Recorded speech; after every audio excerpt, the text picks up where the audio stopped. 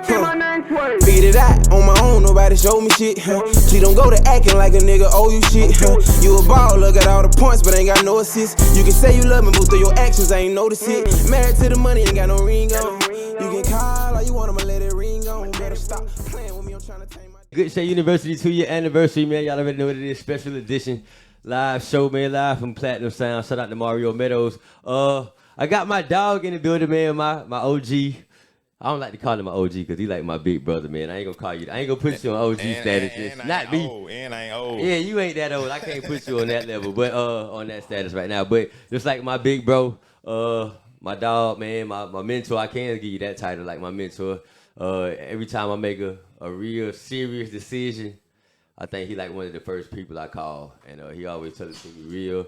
Celebrating the birthday yesterday. Yeah, we were going up, man. We had fun. I'm surprised we even here today. Yeah, man. Look. Not like here, but like, you know, not hungover and we did good, though. We did good, though. We did good, man. So first I want to say happy birthday again. Appreciate you. Tinop, too, appreciate you for coming through, man. This is major for me. Hey, man, I see you here. Hey, man, that's what I wanted. I remember the humble beginnings when we say 2-year anniversary. I remember, you know, humble beginnings, and now we looking good in here, though. I ain't gonna, this is my first time probably telling you this. When I created Good Shape, I was like, I want to impress this nigga. Yeah.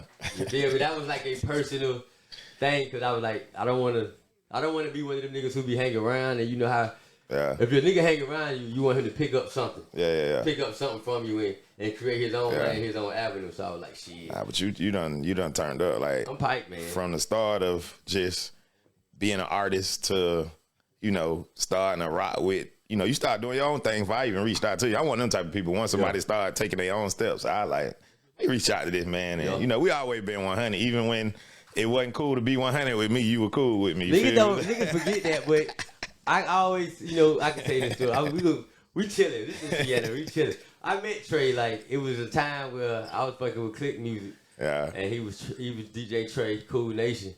And it was just a difference. Yeah. You know, it was a difference. So, shit, it was just something about I've always been one of these people, like, I got to meet you before I judge you. Or base it on you. So, you know, I was with the shit, but I still was like, and in the back of my mind, I was like, man, we need this nigga. I wanted them niggas. He was on the radio, and that was my goal. I wanted them niggas too. Like, man, damn, when you know something be off, you're like, man, I'm finna go up with this nigga, because he fuck with me. That's why I took your song, started playing that bit, and I'm gonna play that shit, because ain't that shit hard, you feel me? So that shit was hard, man. But shit, DJ motherfucking Trey, man, Miami. Yeah, man, we here. 305. 229-9334, man. But 229 in me, man. My kids in 229. So 305 was a long time ago. I'll never forget where I was born and raised. You know, that's home. All my family still there. That's home. You know, 229 home too, though. You know what I'm saying? I throw that in there now. Like, so, because a lot of people don't really know the backstory of Trey. They don't know. They don't know Trey. They don't know DJ. They know of DJ Trey. They don't know. I ain't gonna say you really Trey. They don't know Trey. They know partying. They know that nigga used to go off on people on Facebook. They know that. They don't know. You feel me? But like, how was it the transition coming from Miami? Now you in Albany, going to ASU, right? Yeah, I went to ASU. I ain't come straight from Miami. Okay. I went to Atlanta first. So my daddy moved to Atlanta when I was in like the 10th. Well, my daddy moved to Atlanta when I was probably in the 8th grade. Right. You know what I'm saying? Getting everything situated. I seen Pops like get up and go get it. You know what I'm saying? Because you can get comfortable just living in Miami, and you know what I'm saying? But most things I see is people that get up and leave, they go be way more successful. You know what I'm saying? So I seen Pops get up, go get it. Then he ended up bringing me up. So, you know, I ended up going to school in Atlanta. You know, football is definitely a big thing. A big thing, you know because anybody from Miami, and I'm talking about Miami, like the teams I played on, I was captain, all that. Like, you know what I'm saying? Like, I got some legendary teams I played on in Miami as a youngster, me and my partners, you feel me? So I know a lot of people in Miami. Like, I literally been popular my whole life. My family popular, you feel me? So, you know, we ended up coming up to Georgia, same thing. Came to Georgia, I was instantly, like, cool with everybody. Everybody was cool with me, you know what I'm saying? Yeah. So just a cool ass nigga, man. Yeah, cool nation, baby. That's where it comes from. That was cool nation come from. Like, it's all about just being cool, and you ain't got to do too much to be cool. You know what I'm saying? You could be you and be cool. You know what I'm saying? But came up to we was in Jonesboro, went to Mount Zion, then played football. I was a linebacker though, you know what I'm saying? Man. I'm one of them aggressive ass, you know what I'm saying? Like I was 140 bringing that pipe, you feel me? So that Miami but that's talk. how it was, like Bringing that pipe, you feel me? So I was always little, but I was always aggressive. I'm that jit. My daddy talk a lot of shit. You know what I'm saying? Like my daddy coming here right now, he gonna talk shit. You old skinny ass nigga. You know what I'm saying? So my daddy see jits at the store with football equipment on, be like, boy, my son will knock your ass out. Like straight up. Yeah. And then, nigga, man, I'll do this to your son. My daddy come call, hey man, put on your stuff and come up here. I gotta get dressed and put on my pads and go to the store now. Now I'm running down the street with my pads on. I come up here, I gotta knock this jit out. You know what I'm saying? That's how I was brought up. Yeah. So I was just on some like super aggressive shit. But like when I was in Miami, I was transitioning to playing DB. You know what I'm saying? Because I always played linebacker since I was a goddamn jit. And I never been big, you feel me? I always been a little ass linebacker. So when I was in Miami, I started transitioning to playing DB. But I told my ACL before I moved to Georgia. Back when niggas ain't know what the fuck an ACL was. And, back then. You feel me? I ain't know what the fuck an ACL was. But when I told my shit, now everybody know what the fuck an ACL. I'm like, that's all you hear now, nigga told ACL. When I came to Georgia, niggas was, you know, they were trying me, oh, Miami. They called me Miami. Oh, you think you good because you from Miami? First day of practice, nigga goddamn called me out. Oh, yeah, I want him. This man shake me and score a touchdown. Whole team going crazy. I say, you do know I got to run the ball, right? And I ain't doing no shaking. You going to run through it? Ran his ass right over. And from there, it's just boom. They put my ass right back at linebacker. So now I'm 140 playing linebacker. So I had a good high school career playing linebacker, but I was little as fuck. You know what I'm saying? So I ended up going to JUCO in Milledgeville, which is GMC. I know. You know, Bombay. That's why me and Bombay. Bombay was on my team. Bombay, man. Bombay was on my team in GMC. So, you know what I'm saying? We went to GMC. We balled out there. Then we came to Albany State. I ain't gonna lie. I'm from Miami, but when I came to Albany State, bro, this heat different. This shit different, boy. This shit different hot now. Like, it's hot in Miami, you gonna sweat a little bit, you feel me? So it's still beach, it's still some shit coming through. This shit here stings. So I'm out there playing football, bro, and I was just like, man, I don't know. You know what I'm saying? This ain't it. I had done started doing radio too, because before football season, when I first got here before football season, my homie TT, it's like we went to high school together. I knew they were here. When I came here, I already knew they were here. So you already had connections. Yeah, I already was kind of plugged in here from them. They was already Kappas and shit, so them niggas were lit. Like, you know what I'm saying? So I was staying at his house, and he worked at the radio station. So after practice and shit, I used to just be in the radio station chilling, like in the lobby. Now, we got to go back, my bad, because at GMC, before I even got to GMC in high school, my mama asked me what I wanted for my 18th birthday. I said I want a program to record music. Yeah. You know what I'm saying? So back in the day when I was in Miami, I used to record my homeboys. I don't know if you all remember Skeet. This some Skeet shit right here. Skeet probably remember. You remember when you used to plug the headphone jack into a microphone and record through that bit? You remember that? See, I used to record some of my partners on tapes doing that back in Miami. You know what I'm saying? Damn. Just fucking around. You said you plug a headphone. You could plug the headphones and the mic jack and rap through one of the headphones and record. That's hard. So he just fuck around like that. And then my auntie used to have a party at her house every Friday. She stayed in Overtown, Town Park in the hood in Miami. She used to have parties every Friday. I used to just be playing music. I wouldn't consider myself a DJ, but every time I play the song, all the old people be like, what you know about that, youngster? Yeah. You know what I'm saying? So that's where the music part kicked in at. You know what I'm saying? I was going to ask, like, where the DJ is. Yeah, it kicked in there, but I ain't know what it was. So when I got that program, I started recording my homeboys in Atlanta. I got the GMC and JUCO playing football at Bombay. My room was the room. I'm the cool nigga. Everybody in my room all day. Fucking with you. Cause you know my parents, they go all out for me. I always had whatever I wanted. You feel me? No matter what. Like he was spoiled. Just said. I'm spoiled. My kids spoiled too. Shit, they just like me. My parents always like, you know what I'm saying, gave me. That real though. My mama go hard in the paint for me. So I had all the cool shit in the room. I had the studio, nigga. We in that bed making music. We were the GMC boys. I ain't never really rapped though. I rapped on a couple songs, but I was always the nigga. I want to hear Trey verse, man. Somebody probably could find that CD that I actually rapped on. That funny as hell. You probably was snapping on the low though. Nah, y'all probably give me hell though. I know y'all give me hell. Y'all boy give me hell, but like just everybody come in the room. I used to make beats, all that. So I had that in me before I got here. So I came here. And it's funny now because you can ask Dramoski. You can ask Outlaw, all the police here. The motherfuckers used to couldn't stand me when I first got here because my house was lit. I stayed in hidden notes. Hidden notes. Hidden notes was jumping back then. I had the studio in the closet. Nigga, we used to shoot music videos, nigga. We had parties in that bitch. That and them niggas we used to be out there. The police was about to fight my ass. They ain't like me. And then over the years when I became myself, they all outside working at my parties and shit. And we always laugh about that shit. Like we still laugh about it now because it's like, boy, I used to want to whoop your ass, boy. I used to have to get out of my sleep, boy. Nigga disturbing the peace out that bitch. So, you know, it was lit, but like just being in that radio station and having that little background right there, I started having a conversation with Scoop, and you know, personality just jump out. You know what I'm saying? Yeah. He was like, "Man, I think you should goddamn try radio. I know you can do it." Because when everybody was making music, I used to always talk shit at the end, like on some DJ shit. Just talking shit. Like, yeah, nigga, yeah. I used to, you know what I'm saying? So it was kind of like just there. So I was in the radio station, going to football practice in the radio station. And then he was like, "Man, I think you can do radio, bro. You got personality. You from Miami. You kind of, I already see what you on." I'm like, "You think so?" He like, "Yeah." Walked in that motherfucking radio station. Ain't never walked out that bitch.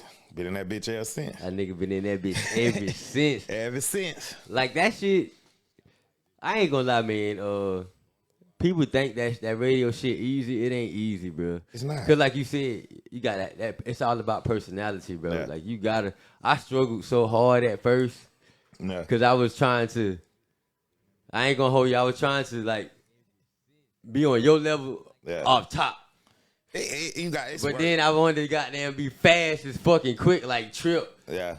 And cool as hell like Smoke. You feel what I'm saying? but So I was trying to goddamn transform some shit that wasn't even. Man, And I was like, man, just be yourself, all dog. you can be is you, and over time you gonna realize like I can go back and listen to my air checks from back in the day. I used to be like, damn, I used to talk fast little bitch. Yeah. You know what I'm saying? Or I like, boy, I wouldn't even hire myself. You know what I'm saying? When I'm looking at people, listening to people air checks now to see who I want to put on and shit, I'm like, shit, I wouldn't even hire myself back then. Not looking at it, but I was confident. You know what I'm saying? But it's all about just being confident and being yourself. You feel me? Like being in radio, bro, that puts you. You're already a DJ. Mm-hmm.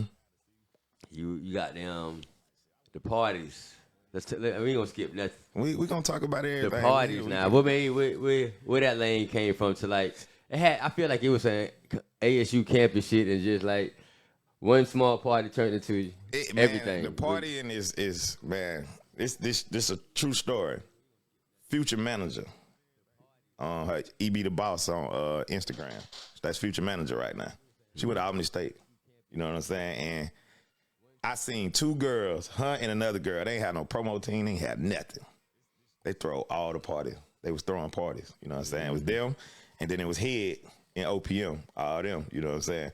So I used to kick it with the girl. They were my homegirls. Like, so we kick it. Like, I used to help them promote the parties. Yeah. And then I had started DJing on campus, but I never did the club. But I had booked somebody to DJ one of their parties. And the night before the party, nigga hit me like, man, my grandma or my granddaddy died or something. I ain't gonna be able to do it.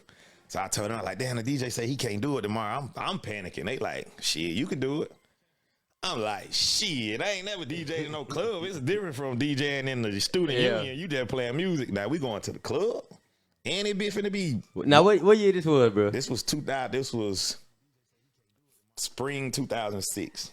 This is probably like April 2006. So not me. Y'all finna take all y'all back, man. Nigga, I'm so detailed. I'm like, I am not finna be up here looking crazy. I stayed up all fucking night making a CD book, printing labels with 1 through 17, the song names on them bitches, you feel me? And I stayed up all night. I was on Kazaa. I don't know if y'all remember Kazaa, where you used to download all the music. Nigga, I was on Kazaa all night, nigga. I created a whole goddamn CD book. And then I was one of the students, so most of the DJs at the time, they wasn't on campus. They was old. They was getting older. They been them guys at Albany State. So I was the one person on campus who I knew all the Atlanta music.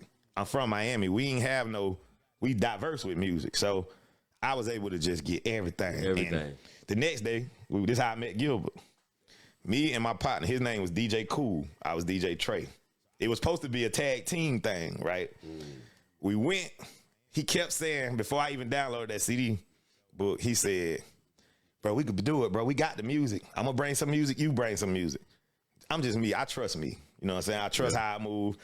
I don't care how much I trust you. I'm still going to always move how I move just to make myself comfortable. Make sure, I stayed up all night, did that CD book. The next morning, he's like, let's go see Gilbert. I didn't know who Gilbert was. Gilbert rented out turntables that you can go up to Odyssey Records and rent them bitches. Damn. You feel me? So Gilbert been the plug. Look, Gilbert been the plug. You could have got sound. You could have got everything. Shout out to Gilbert, dog. So we get up there. He's like, I want the gray one. And it was a black one. I was like, I want the black one. He like, man, let's get the gray one. I'm like, nah, bro, let's get the black one. I done used the black one before, so the gray one looked cooler. But I done used something like the black one before, so I'm like, nah. So we ended up getting the black one. Get to the party. Now here we go with the music. He said, we both gonna bring music. Man, if I would have depended on him, that nigga showed up with 4 CDs. You had a whole book. I got a whole CD book, nigga, with labels. This man came with 4 CDs. He ain't end up DJing, but he did do the talking the other night. Yeah, you know so he was like hosting. And mind you, bro, on God, that's what I tell people. I'm blessed. I always been blessed. My first party ever DJ had 1,000 people at it. So a lot of packed parties, you could play the radio and niggas gonna go crazy. But if you actually any kind of good, it's gonna be up. Bro, this shit was called a VIP party. Everybody was on the flyer. Man, I get to that bitch. I'm like, ooh, this bitch, it's a state theater. That bitch wall to fucking wall. Man, I go crazy in that bitch, bro. I'm talking about I go crazy in that bitch. And it was born. I went from being a average DJ to a motherfucking top DJ like that. That's crazy. It was like that. And the crazy thing Off is, that one party at the state. when I signed with the Legion of Doom back in the day, Jeezy got some super friend. Yeah. They came to that party and they signed me right then. That was my first party ever DJing. You know what I'm saying? So I was like it was just like but my mama always say she believe in anything I do because she know where my spirit at and where I come from. And so that's how hard I'm gonna go with it. You know what I'm saying? I ain't never gonna not go hard with it. You know what I'm saying? Yeah. When I'm really into it. And that shit started off. And I gotta slide back because we talking. Now, I had to DJ another party. So after that party, I did the back to school party the next year. This was August of 2007. Killed that bitch. It was called Punks and Polo. Killed it. But now the girls, Ebony, who future manager, they done graduated. So they gone. So now I'm kind of out here on my own. You feel what I'm saying? And kind of like a free agent. You know what I'm saying? But I DJ'd a party, and then they had another party 2 weeks later. My grandma died. I had to go to Miami. DJ Cool had to DJ the party, right? Mm-hmm. This ain't no knock to him. He went to Gilbert, and guess what he got? He got the gray one that I told y'all that I ain't want. Yeah. He got the gray one to DJ the party. I'm at my grandma's funeral. Everybody text me. Every CD he played skipped the whole night. See, if I would have got the gray one, DJ Trey would have been this whole story we telling would be a whole nother trajectory, a whole nother way. You get what I'm saying? That's why I always say I trust my goddamn self. Because his bet on yourself every his time. career ain't work out as better than mine. I mean, he doing great in life though. I'm talking about right. Respect, that nigga, he lit in life. That nigga do real estate. Like he good. He good. Lit. You know what I'm saying? But DJing wise, he could have been right there with me the whole time, but he went that way. You feel me? The black one, the motherfucking black one. But then, you know, the girl, I'm trying to stay on topic and go back and shit. Man, look, we in good shape, But man. the girls, when they left, I was a free agent. Their biggest competition was Head and them. And you know, that was competition. Head had his crew. Head and them ran this shit for a long time. Yeah, man. That was a long time. Them boy had the juice, you feel me? And we got down. I was with them girls. We was strong, though. But you're a free agent, too, now. But now I'm a free agent, and they gone. You know what I'm saying? So I'm kind of just out here doing my thing. But I'm from Miami. Like, it's a bigger picture. Like, too many people started telling me, like, I only come to the party because you DJing. So it's more, once I started hearing that, you know, Head came and I was DJing for him for a little while. And then I just told him, like, bro, I want to do my own thing. I mean, I'm got to go do my own thing because I got paid good to DJ. Don't get it twisted. But I was interested I need the dough. I'm on my James Brown shit. Yeah. I need in on that. I don't want to just walk out of here $300 and that ain't it. No, too many people tell me they only come to the party for me. It's crazy. That's why I always tell young DJs now when they think people come to the party for them. You think people come to the party for you, but you just the DJ getting paid. What kind of fucking sense does that make? You really think they here for you, but you ain't taking the chances to go throw your own shit. Throw your own shit. I knew we was going there. You feel me? So Head immediately, and at this time now, I done went from WASU to WJIZ. So it was all just lining up. You know what I'm saying? So now, hey man, I ain't gonna lie to y'all. That WJIZ juice. It's another level. That's another level of juice. Listen, we gonna jump around. WJIZ is one of the top radio stations in the United States, and that's a fact. Anytime they release a list of radio stations, top radio stations in the USA, V103 from Atlanta gonna be on there, and 96.3 WJIZ gonna be on that bitch. Big dog Our face. rating, like, I can go anywhere in the world, people be like, what you call it? I'll be like, WJIZ. They be like, how y'all rating so fucking high? Like, nobody has the numbers. You could match it to anywhere. Like, in Atlanta, you might be number 1 with a 9. You know what I'm saying? Or you might be number 1 with a 20 in a certain city. You might be number 1 with it. Nigga, JIZ, that bitch, you might be number 1 with a 50. Big 50. A big 50. And that number comes from everybody that's listening to the radio in the area based off of every station. So, like, that station is powerful. And, you know, I understood that shit from the jump. And all I needed was to get in the dough. When I first got there, bro, I had the most bullshit job you can have in radio. Nigga used to go take the car to get an oil change. You know what I'm saying? Oil change. Nigga, I had the worst job you could have because I was that nigga in the club, but I wasn't that nigga at the station. So, I'm leaving Climax at 4 o'clock in the morning, but I got to meet goddamn the preacher to put him on air on JIZ at 6 o'clock. And I got to do that from 6 to 11 on Sunday. Every Sunday, my nigga. Drunk as hell. But I used to have to leave the club and go sleep at the goddamn radio station sometimes. Sometimes them people used to call me, they out there standing outside, my nigga. Hey, man, nigga don't, see, that's why I fuck with this nigga. Janae is my witness, bro. When I first started fucking around and going real hard with this radio shit, bro, ask Janae, dog. It used to be times I had my daughter. Nigga, I sleep in that bitch, bro. Straight up. I sleep in that motherfucker, bro, because I really was. I had to fell in love with that shit, bro. That shit, it's actually, it got to be for you. But if it's for you, that shit fun as hell, bro. Yeah, when you want to do something, you going to do that shit. That shit, I was like, bro, Like, me and Ari in that bitch. And sometimes it's just about getting your foot in the door. And that's how I looked at it. I believe in myself so much.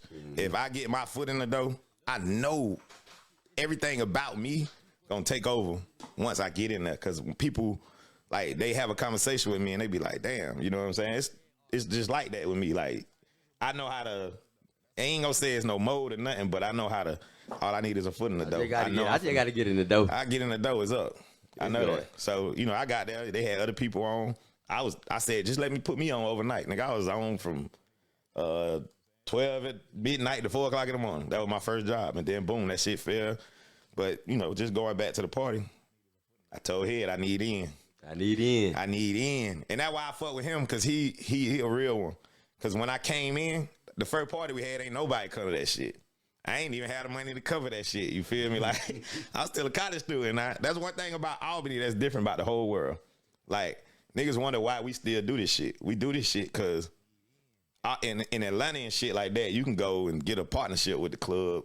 And all you gotta do is pull people. You straight. In Albany, Georgia, you can't do that shit. Boy, gotta have money to rent the whole goddamn building. Gotta get the whole venue. And as a college student, nigga, you lose $3,000. That's a lot of fucking money. Like, straight up, nigga. I done seen so many niggas come through Albany and be like, we taking over this shit. Throw one bad party, they whole career be over. They out of here. Niggas ain't, I'm straight, bro. You know what I'm saying? So I ain't fucking with it. The niggas. So me and Head got together, and we know what that was. That was history. Like, he gave me a trait. I mean, I probably had it in me, but he brought the trait out of me of, if we thought that shit, we did it. You know what I'm saying? Like, nigga, we just sitting around, hey, bro, let's have a party and put beds in the club. Shit, let's do that shit. You know what I'm saying? Like, and y'all do that shit. And we did that shit. Anything we thought of, we did that shit. Like, it wasn't no, we just gonna think about it and put it on. We did that shit. Like, what was y'all at when y'all was sitting down and y'all was like, shit, let's do a phone party inside the state theater. Or any club. Let's put some foam inside the building. Phone parties kind of came from spring break. People been having phone But that be parties. Outside, though. Y'all doing that shit inside. Yeah, fuck it. Because the state ain't nothing but a building with a cover over it. You know what I'm saying? If you really look at the flow, it ain't some shit you can just mop that shit out. You know what I'm saying? But our first big phone party was at, and this party gonna be funny, though, because I skipped the part of I worked at U-Haul in Albany. Back in the day, you used to work at U-Haul? U-Haul too. All the DJs worked at fucking U-Haul. From me, DJ Rodney, Tremaine, everybody worked at U-Haul. It was like a DJ hub because the general manager was a DJ. Oh, shit. And he worked at 96.3. So he was the plug. He was the plug. So so it's crazy though. You can ask DJ Bo, you can ask all the DJs. I used to hook their trailer up, and I used to always tell them. And that's why all of them fuck with me, and that's why I fuck with all of them, because none of them never tried me. Like, oh no, sit down, little nigga. Yeah. I used to always, like, Bo used to come out there, I used to hook his trailer up. Tremaine used to come out there, I used to hook his trailer up. While they going to do their shows, and guess what I'm telling them? I DJ too. But they, they in a whole nother world from me. They going around killing Dawson, and they going around killing the outskirts of this shit. They smashing, you feel me? So they ain't really, when you ain't in the college world, you don't really pay attention to it. You don't really give a fuck about it. All you know, boy, they shit be deep. So one night we had a phone party, and somebody brought Tremaine down here to DJ, and I was like, yeah, boy, your party ain't gonna do nothing tonight, boy. He like, why you say that, boy? I said, because I got a party somewhere else. Now, it wasn't his party. He was just DJing it for somebody. And I was like, yeah, boy, we got a big one tonight. And that nigga goddamn came over there. That's when it was called, it was V12, matter of fact. I think it was V12 then. It might have been V12, or it might have been the second name after it. I forgot. It was the second name after it, maybe. Matter of fact, it was Push. Y'all know it was Push. It was Push then. So I told him, I said, bro, we got a big one tonight. And that's the first time Tremaine, like, that nigga came to that shit. That nigga seen me up there. That nigga seen that crowd. That nigga said, damn, boy, I ain't know you DJ like that. I was like, yeah, I thought, you know what I'm saying? We been cool there stage, you feel me? Shout out Tremaine, man. Tremaine one of them guys, bro. OG. This story gonna make it back to Tremaine, and y'all gonna understand. I give Tremaine a lot of credit for where I'm at in life, like right now. We gonna get there though, you know what I'm saying? But that's just what it was, man. We thought about it, that phone party, and man, that shit was legendary, dog. And the crazy thing about that phone party, that's when Shock entered the thing.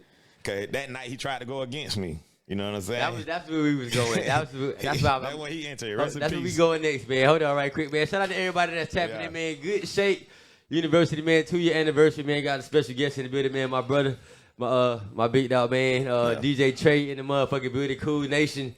We vibing, man. Shout out my dog Skeet in the back, man. Caesar is in the building, man, live from Platinum Sounds, man. First and foremost, man, I gotta show major love to my sponsors, man. These cats been rocking out with me. Yes, sir. Been holding a nigga down, man. Awesome Wheels, Coach of the brand.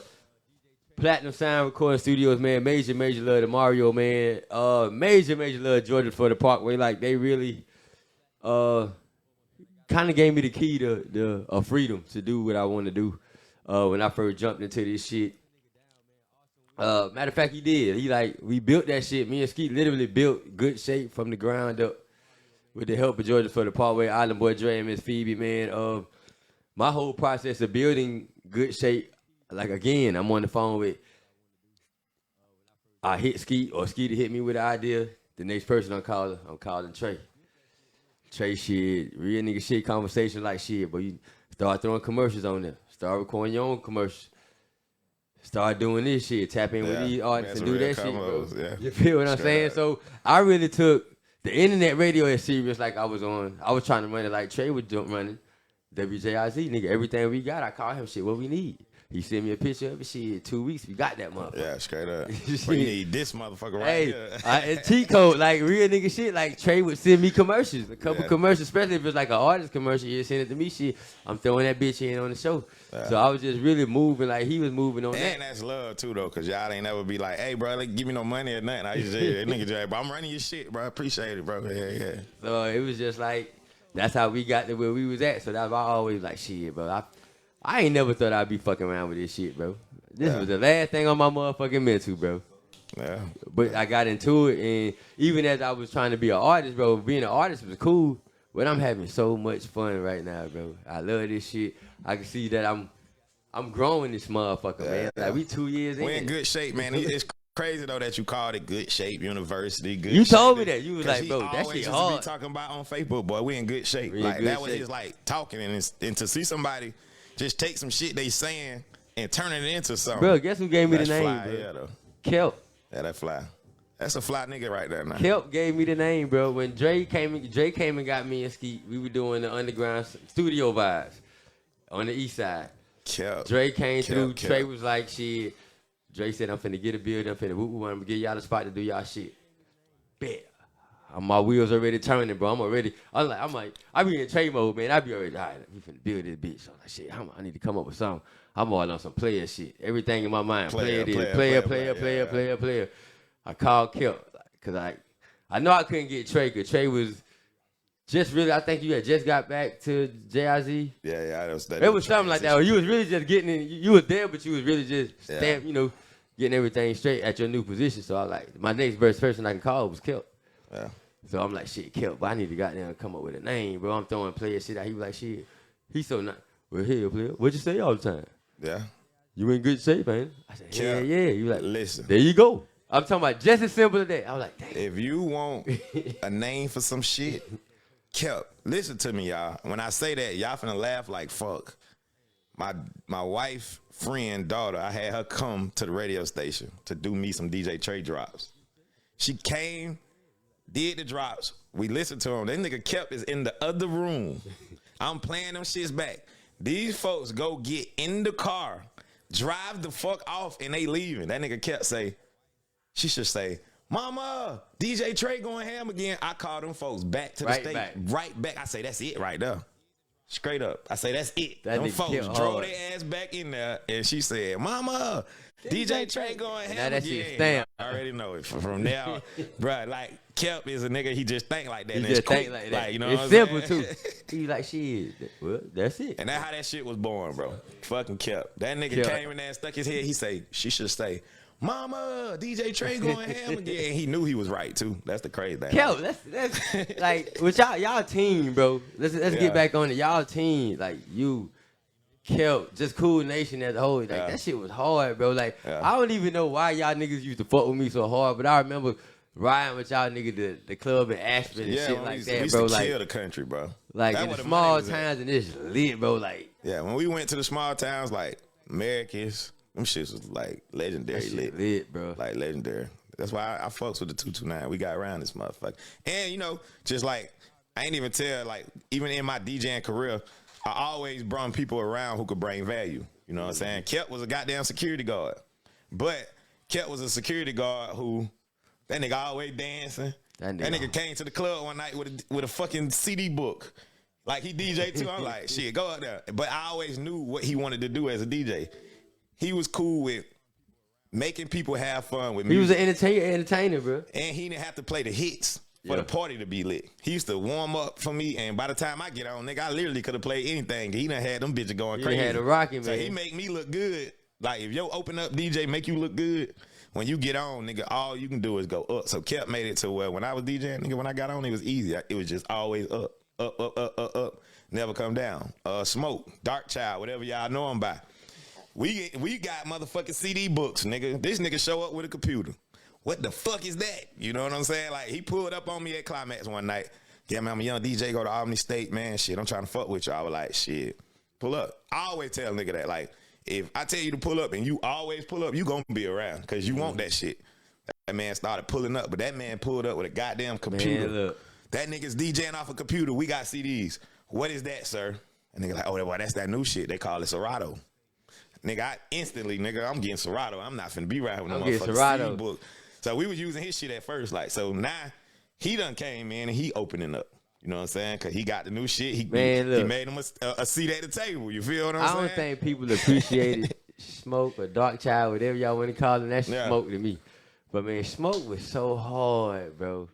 He always been hard. And he was so hard. I'm going to tell y'all why he hard, though. Me and him, we come from the same school of DJing. Like, that's truly my little brother. We talk all the time. Like, I don't like the way he got treated in the end in Albany. I hate that. I felt like Albany Facebook was taking him out. You know what I'm saying? Saying little slick shit and that about him DJing. But when that nigga got to Atlanta, bro. Now when that nigga DJing Lil Baby party and nigga Lil Baby in the booth with him, I be like, see, that nigga got that it. You feel me? That nigga Smoke was hard, and the biggest thing he did was he gave all this shit up. He ain't just have no opportunity in the A to go to. That nigga just said, I'm going home. He just said he going home. That nigga went home and now he lit. You feel me? Right now. Nigga, you man, know I remember that shit like it was yesterday. Damn, I don't want to put my brother, I ain't putting the business out. This is just real shit. My brother was leaving, bro. That nigga down there was gone. He was just coming down here every weekend. He'd come down here for like Thursday, Friday, and Saturday. Mm-hmm. You know, come to the crib.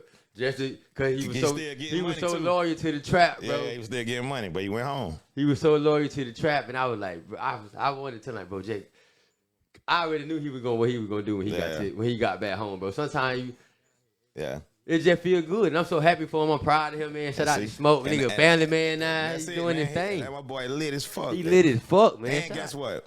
He called me. That nigga, he on streets 94.5 now. So in Atlanta, guess what you hearing on the radio? The Cool Nation drop. That nigga called me and was like, "Didn't you have Cool Nation radio?" I said, "Yeah, a long time ago. I do Hot Boy radio now." He like, "I'm finna use that shit." That nigga show is Cool Nation radio. See, he one of them ones, man. And he hitting the Cool Nation drop in the A. You know what I'm saying? Yeah. And that's little bro. Like, one thing I respect about him, he always had his own mind. Everybody around me had their own mind, but he was always gonna go against something of what I said. You feel what I'm saying? But we ain't never like get into it like that. But he always was gonna question it, but that's how you gotta be though. You can never be just, you know what I'm saying? But you gotta have your own way to just be questioning some shit all the time. You can't be a nigga with nothing going on, but you questioning everything. You feel what I'm saying? So he came around early, and that leads me to this, because this is stories that people don't know. Same thing with Shot. Rest in peace to Shot. Shot came around. He's asking me a million fucking questions.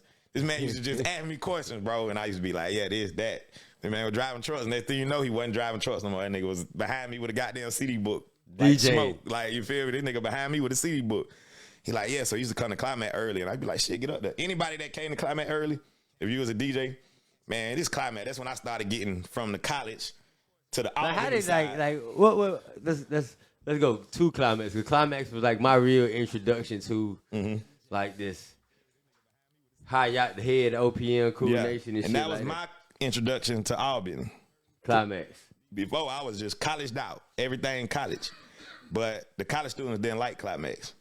So they stayed at the state, and that's when Trip them got on. Because now I done went over here, and the college students don't really like this shit like that. Because the first party we had, that bit was so packed, it was so hot, the fucking ceiling was dripping. It was a terrible first party. I mean, we made a lot of money, but it was a terrible first party. Conditions. You feel me?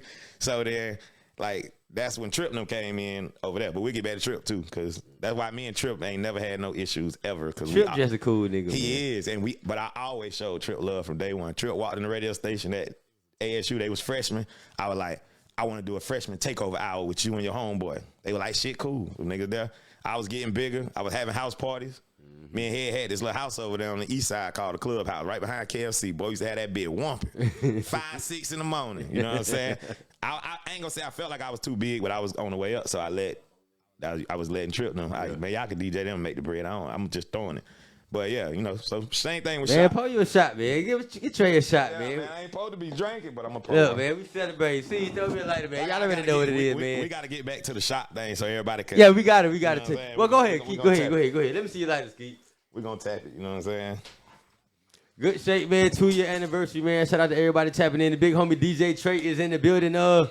We getting up close, man. Like, this like Dateline NBC, man. We got Trey in the building, man. We really just kicking shit, man. And y'all, to the people that don't know, we smart. This smart brother. I want y'all to understand why we so cool. He a cool nigga. He just, how you say when you was young, you just aggressive. Yeah. Nah, I'm just, you know, like, I'm from Miami, put it like that. And I never was gonna be the DJ that niggas thought they were gonna bully. That's all that was. Nigga, you talk shit online, I'm gonna talk shit back online. And when I see your ass in person, I'm gonna pull up on you, nigga, what that shit was you talking about. People don't like that, you know what I'm saying? But I just ain't care, you know what I'm saying? But I know that rubbed a lot of people the wrong way. And, you know, people started choosing sides when me and Shot started having issues. That's what I was finna say. Let me start it with this question. I don't mean to cut you off. DJ Shot, when that name, like, that's a legend, bro. Legend. Like, listen, I tell people in Montgomery about DJ Shot because what he was truly about is kind of what I've adopted now. You know, back then I'm whooping y'all niggas ass by myself. They was like on some team shit. I'm whooping y'all ass by myself, but at the same time, while I'm whooping y'all ass by myself, they building a team. Yeah. You know what I'm saying? They going amongst men and shit like that. But my flex was, nigga, I'm whooping y'all ass by myself. You know what I'm saying? But that's just like, Shot was legendary. His mind was on another level. You know what I'm saying? We was there together. Like, I learned a lot from him. He learned a lot from me. You feel what I'm saying? And rest in peace to him. But just like, he came around early. I used to let him get up there and DJ. He get up there DJ. We became friends and we was like brothers. But what the first issue that made it go this way was sometimes, man, you know, y'all all probably been in a situation where people gonna say something because they don't want to seem like they being mean. So I did all the Kappa parties. I told y'all I kind of lost the college when I went to Climax. So a new Kappa line came out, and they ended up starting to use Shock for the college parties. And college students really don't like when local people DJ college students, unless JT going up right now, they fucking with him. But that was just a thing back then, and they got a new line to come out, and the new line wanted me to DJ their party. Mm-hmm. They told the old people they didn't want Shock, they want me. But and they Kappas, and ain't no knock to the Kappas, but they don't want to be mean. They don't want to be. You got people who just don't want to. Yeah. So instead of just saying, they trying to stay out the bullshit.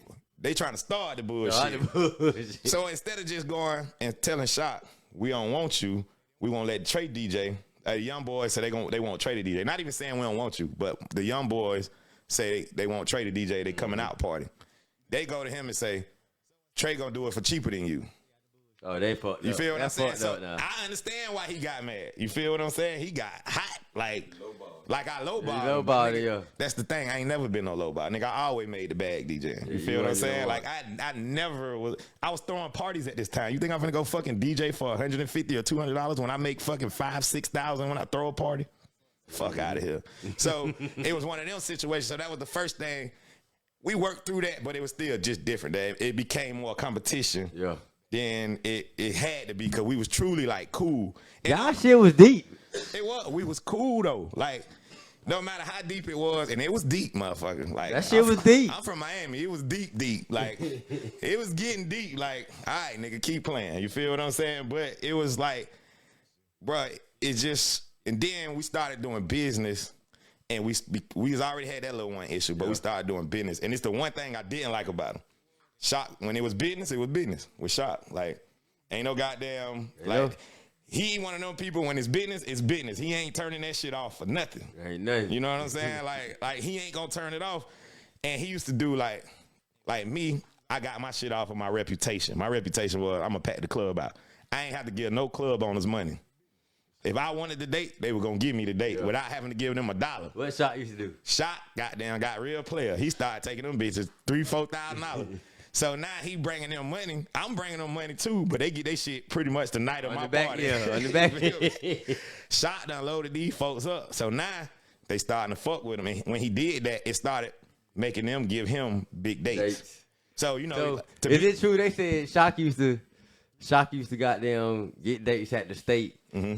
And then when y'all wanted, y'all got to goddamn fuck with Shock. No, see, I was going there. So basically what he did was, they started giving him the dates now. Mm-hmm.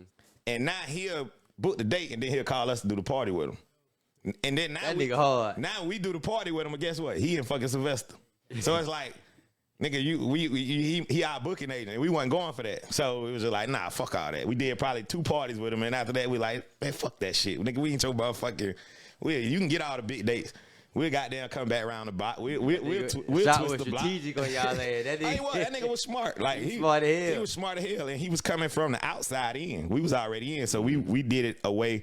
He came in with a whole new mind. You know what I'm saying? So that was his way to get in. All right, I know they don't pay the nigga. I'm finna just go and pay that nigga for a lot of dates, and then the nigga started fucking with them like that. But that was his way in. You know what I'm saying?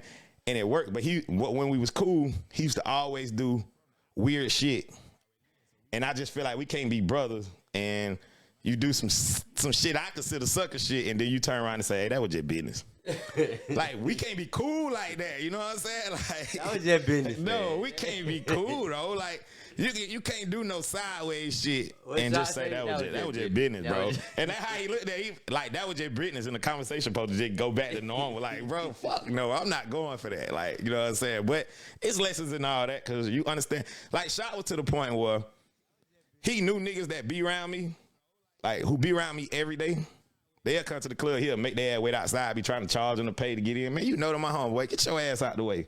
You know what I'm saying? But when it was business, with Shock, it was business. If you feel me. So I learned a lot. And it's crazy though, because what people don't know, like, I be listening to stories now and people be telling one side of the story.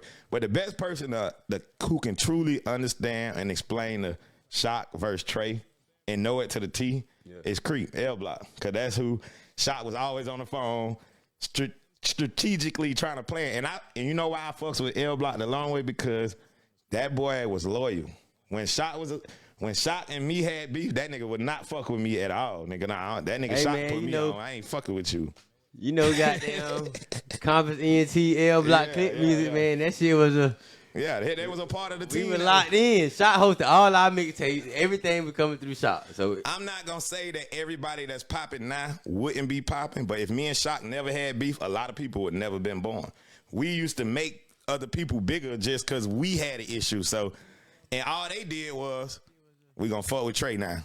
Trey, all right, we mad at Trey. We finna go fuck with Shock. All they were doing was jumping back and forth between us. So before he left, you know, me and Shock was on great note. We was killing the game. Cause at this point now we done teamed up because I done went to Valdosta and he was here by himself and they was finna try to take his ass out. Like, if you know anything about this promotion game, boy, you leave the door open a little bit.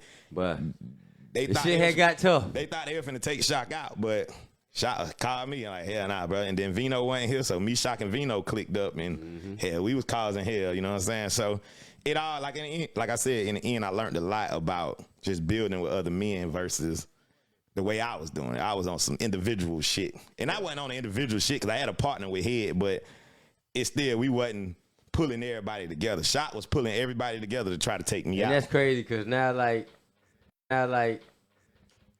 you and Creek, you and L Block, Cool Nation, cool. L Block is like fucking. You feel me? We locked in, and we still. It's crazy though, cause this make year number 17 of throwing parties at the State Theater, and some people might look at that like damn, that nigga still throw parties at the State Theater. But the way you gotta look at it is, in this game, you don't just leave.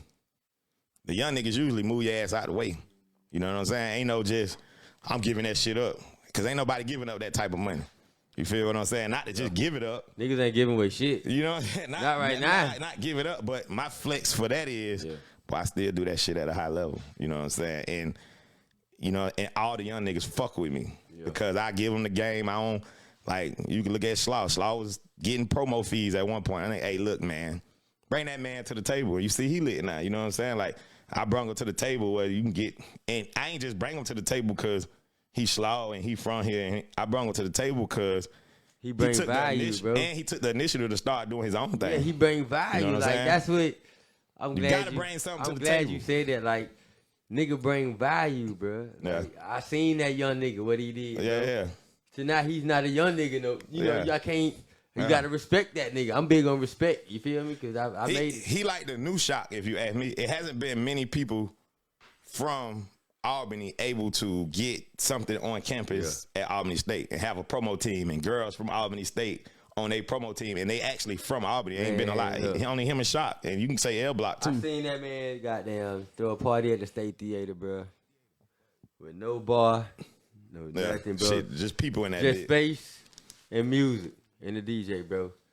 And I know I kind of about 900 people walking that motherfucker. Bro. We up, man. That's how it is. Hey, look. Shout out to Slowway, man. This weekend, we up, man. Tomorrow night, we up. We up Saturday night. Like, it's one of them weekends. Like, and you got the the birthday bash at the Trap. We're doing Trap. We got the Trap Saturday, and we got the Fairground. You know, Fairground gonna do numbers. Like, numbers. You feel me? Like, stupid numbers. So, we up, man. And it's a whole bunch of young black men working together. And we do other stuff too, you know what I'm saying? Not everybody's showing people other things to do in this growth, you know what I'm saying? I'm blessed, no matter what, bro. I'm blessed. I'm so blessed, my nigga. We blessed, bro. Like, we having fun. We having fun. I'm gonna be honest. This first month, 5 weeks of the year, it's been wild, but I've been having some of the most fun that like ever, bro. Cause it's just like you gotta live, man. Fuck all that. You gotta live. You gotta be up. Like, I'm up, bro. I'm living. You feel me? I'm having fun, nigga. We running through Big Daddy last night, goddamn. I was talking about in that bitch jugging. I told you, feel like we went on tour last night, bro. I'm talking about we just outside. And it ain't just because it was my birthday. We would have did that if we were just out, we partying. Like, it's all about having fun, bro. People work hard. Gilbert called me this morning and say, yeah, man, Tracy, I like you. You have fun like me.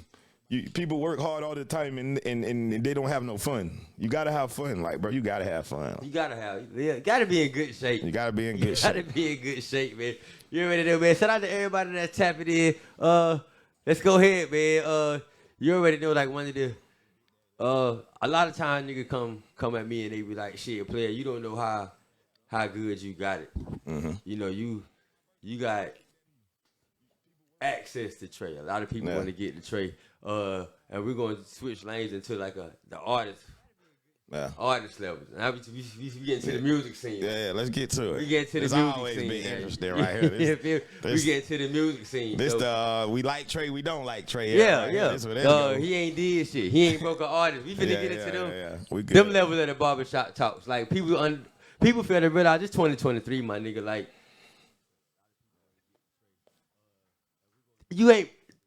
your main objective in life as an artist ain't to expect a DJ to break your record right now. Things has changed. That's my argument. So different. It's a different ball game right now. I got an example right now from somebody. Now it's good to have a DJ. You know, it's also good to have a DJ like DJ Trey, who's also not just a DJ. He's a party promoter. He knows parties, events. He book artists, program director. It's cool to have it, but I got through that not off music. It's just we just fuck with each other. You know, now it's principles and more that we both share, that we got respect for each other. We just happen to be in the same field. Yeah. But to an artist, you know, I try to tell them, like, shit, there's levels to this shit. Like, you got to work a record. Yeah. You got to work a record, man, bro. I was explaining to somebody today, bro. None of us know, bro. I think you got to have more luck than anything. Like, just thinking on it, you got to work. But along with your work, you just got to have some luck along the way, because it's no one way to do this shit. Though ain't nobody gonna tell the story the same. Who made it? All they shit different. Everybody different. That's why you gotta just try to reinvent the wheel and have a little luck on your side. But you know, the music scene, y'all know I be in it, then I be at it. You know what I'm saying? That's how I was. I be trying to be in it, but when you pay attention, every time we do open mics, and we have never done an open mic that an artist didn't start popping from. You get what I'm saying? But every time an artist got the light, we in an area where everybody is, it's like with me with my job. I'm accessible as fuck. You nigga, y'all don't know the program direct that fucking V103. You can't just pull up on that nigga. You know what I'm saying?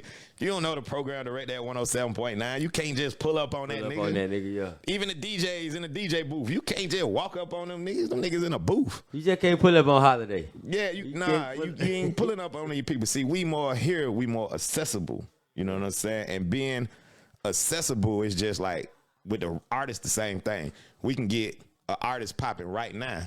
Instead of people getting behind them, they gonna, man, that broke ass nigga ain't got no money. Yeah. You know what I'm saying? Like, they see him all the time. You a normal nigga. It causes the artist to get friction with you, because now they in a rush because they worry about what everybody's saying. But this shit ain't no rush game, boy. This shit don't happen overnight. Like, it just don't. You know what I'm saying? You know, Glorilla making that shit look easy, but because she been 8 months, boy, and she lit. But it ain't always like that. It ain't always like how many of them are? It ain't a lot of them stories. It ain't a lot of them, you feel? Yeah. So it's just like we in areas, bro, as far as the city. It's bigger than the DJs, and it's bigger than the artists. You know what I'm saying? Bro, now all you got to do is get people behind you. You got direct access to the people. You know what I'm saying? And just to watch, like, now, you got to try to get the people, bro. And if the people don't get behind you, you got to get mad at you. You can't get mad at the DJ, because you got direct access to the motherfucking people. You feel me? It's a girl from over here right now.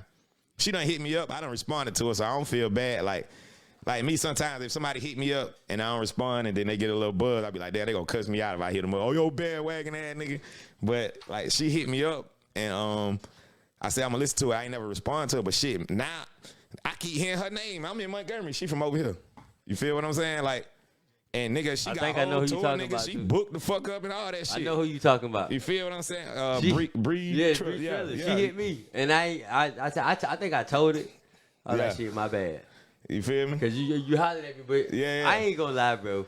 I don't like answering I don't check my messenger, bro. See, I responded to her though, but it's just like, well, that's what I'm telling you. You don't really need it. Like now, I'm probably more needed now than I was back then. Yeah. You know what I'm saying? Just true story. I run 2 radio stations. And shout out to Bree Triller too. Like she is so hard. Like she lit now. You know what I'm saying? Lit, I literally just hit her up today, like, cause somebody told me she was coming to Montgomery. I like, let me go and get in and bro, let me do. Like, let me bring a little gasoline for what I can do. Cause all artists always tell y'all, you gotta start your own fire. A DJ, a program director, anybody else that's helping, they just like gasoline that can help it spread in some sense. You know what I'm saying? But you gotta already. But you gotta have your own fire. If you ain't got no fire, that's hard. It's hard to just. That's what labels do, and that's what labels telling your ass now. Like niggas sign your ass, put a little bit of money in. Yeah, shit ain't moving. They gonna put your ass on the shelf and tell you to go start your own fire. You know what I'm saying? You gotta go and get that shit moved. So, you know, I always wanted to see somebody from here make it, but it ain't just the DJs and the artists, bro. At some point, we gotta start blaming the people. Why the people not following y'all? Or you gotta look in your mirror and say, damn, what I'm not doing. That's the reality. What I'm not doing that they not buying. Like, I'm selling something that people are not buying. You know what I'm saying? Like, so I think that's more to make up. I had a conversation with a nigga the other day, bro. And he was talking about how the DJ spinning records, bro. And I was like, shit, bro. I done seen your song. I done seen you have a run where your song get played in Albany for 6 months in the same club. Mm-hmm. The same 3 clubs every week. 6 months, same 3 clubs every week. If you ain't popping and you ain't buzzing, what's the problem? Yeah. Listen to what I just said. But for 6 months, you be going to the same 3 clubs, fucking with the same 3 DJs, playing the same record for 6 months. Ain't nothing changed. That means you need to do it.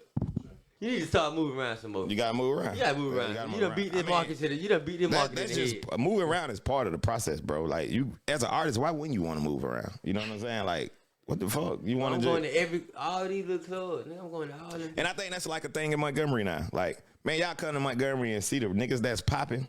Boy, when that shit come on in the club, it's nothing like that here. Like, nigga, the whole club be rapping these niggas shit. But it's like, it get to a certain place and then it don't spread. You know what I'm saying? So, and I fuck with Montgomery. Bro. Yeah. Like, but and they music scene is like, one thing I'm learning is just about small towns. Small towns gonna always have artists that's complaining because they got artists over there that's moving, that they look the part, they moving apart, but you still got everybody else who ain't on talking about, man, y'all got the same, y'all only support the same niggas. Y'all showing favoritism. Yeah, like, but bro, I don't even know these niggas. Yeah, I just like this shit. Yeah. It's just like with me. I don't know these niggas. It's like with me, like, I love going out and hearing some shit for the first time and everybody going crazy. Y'all know how that shit make me feel?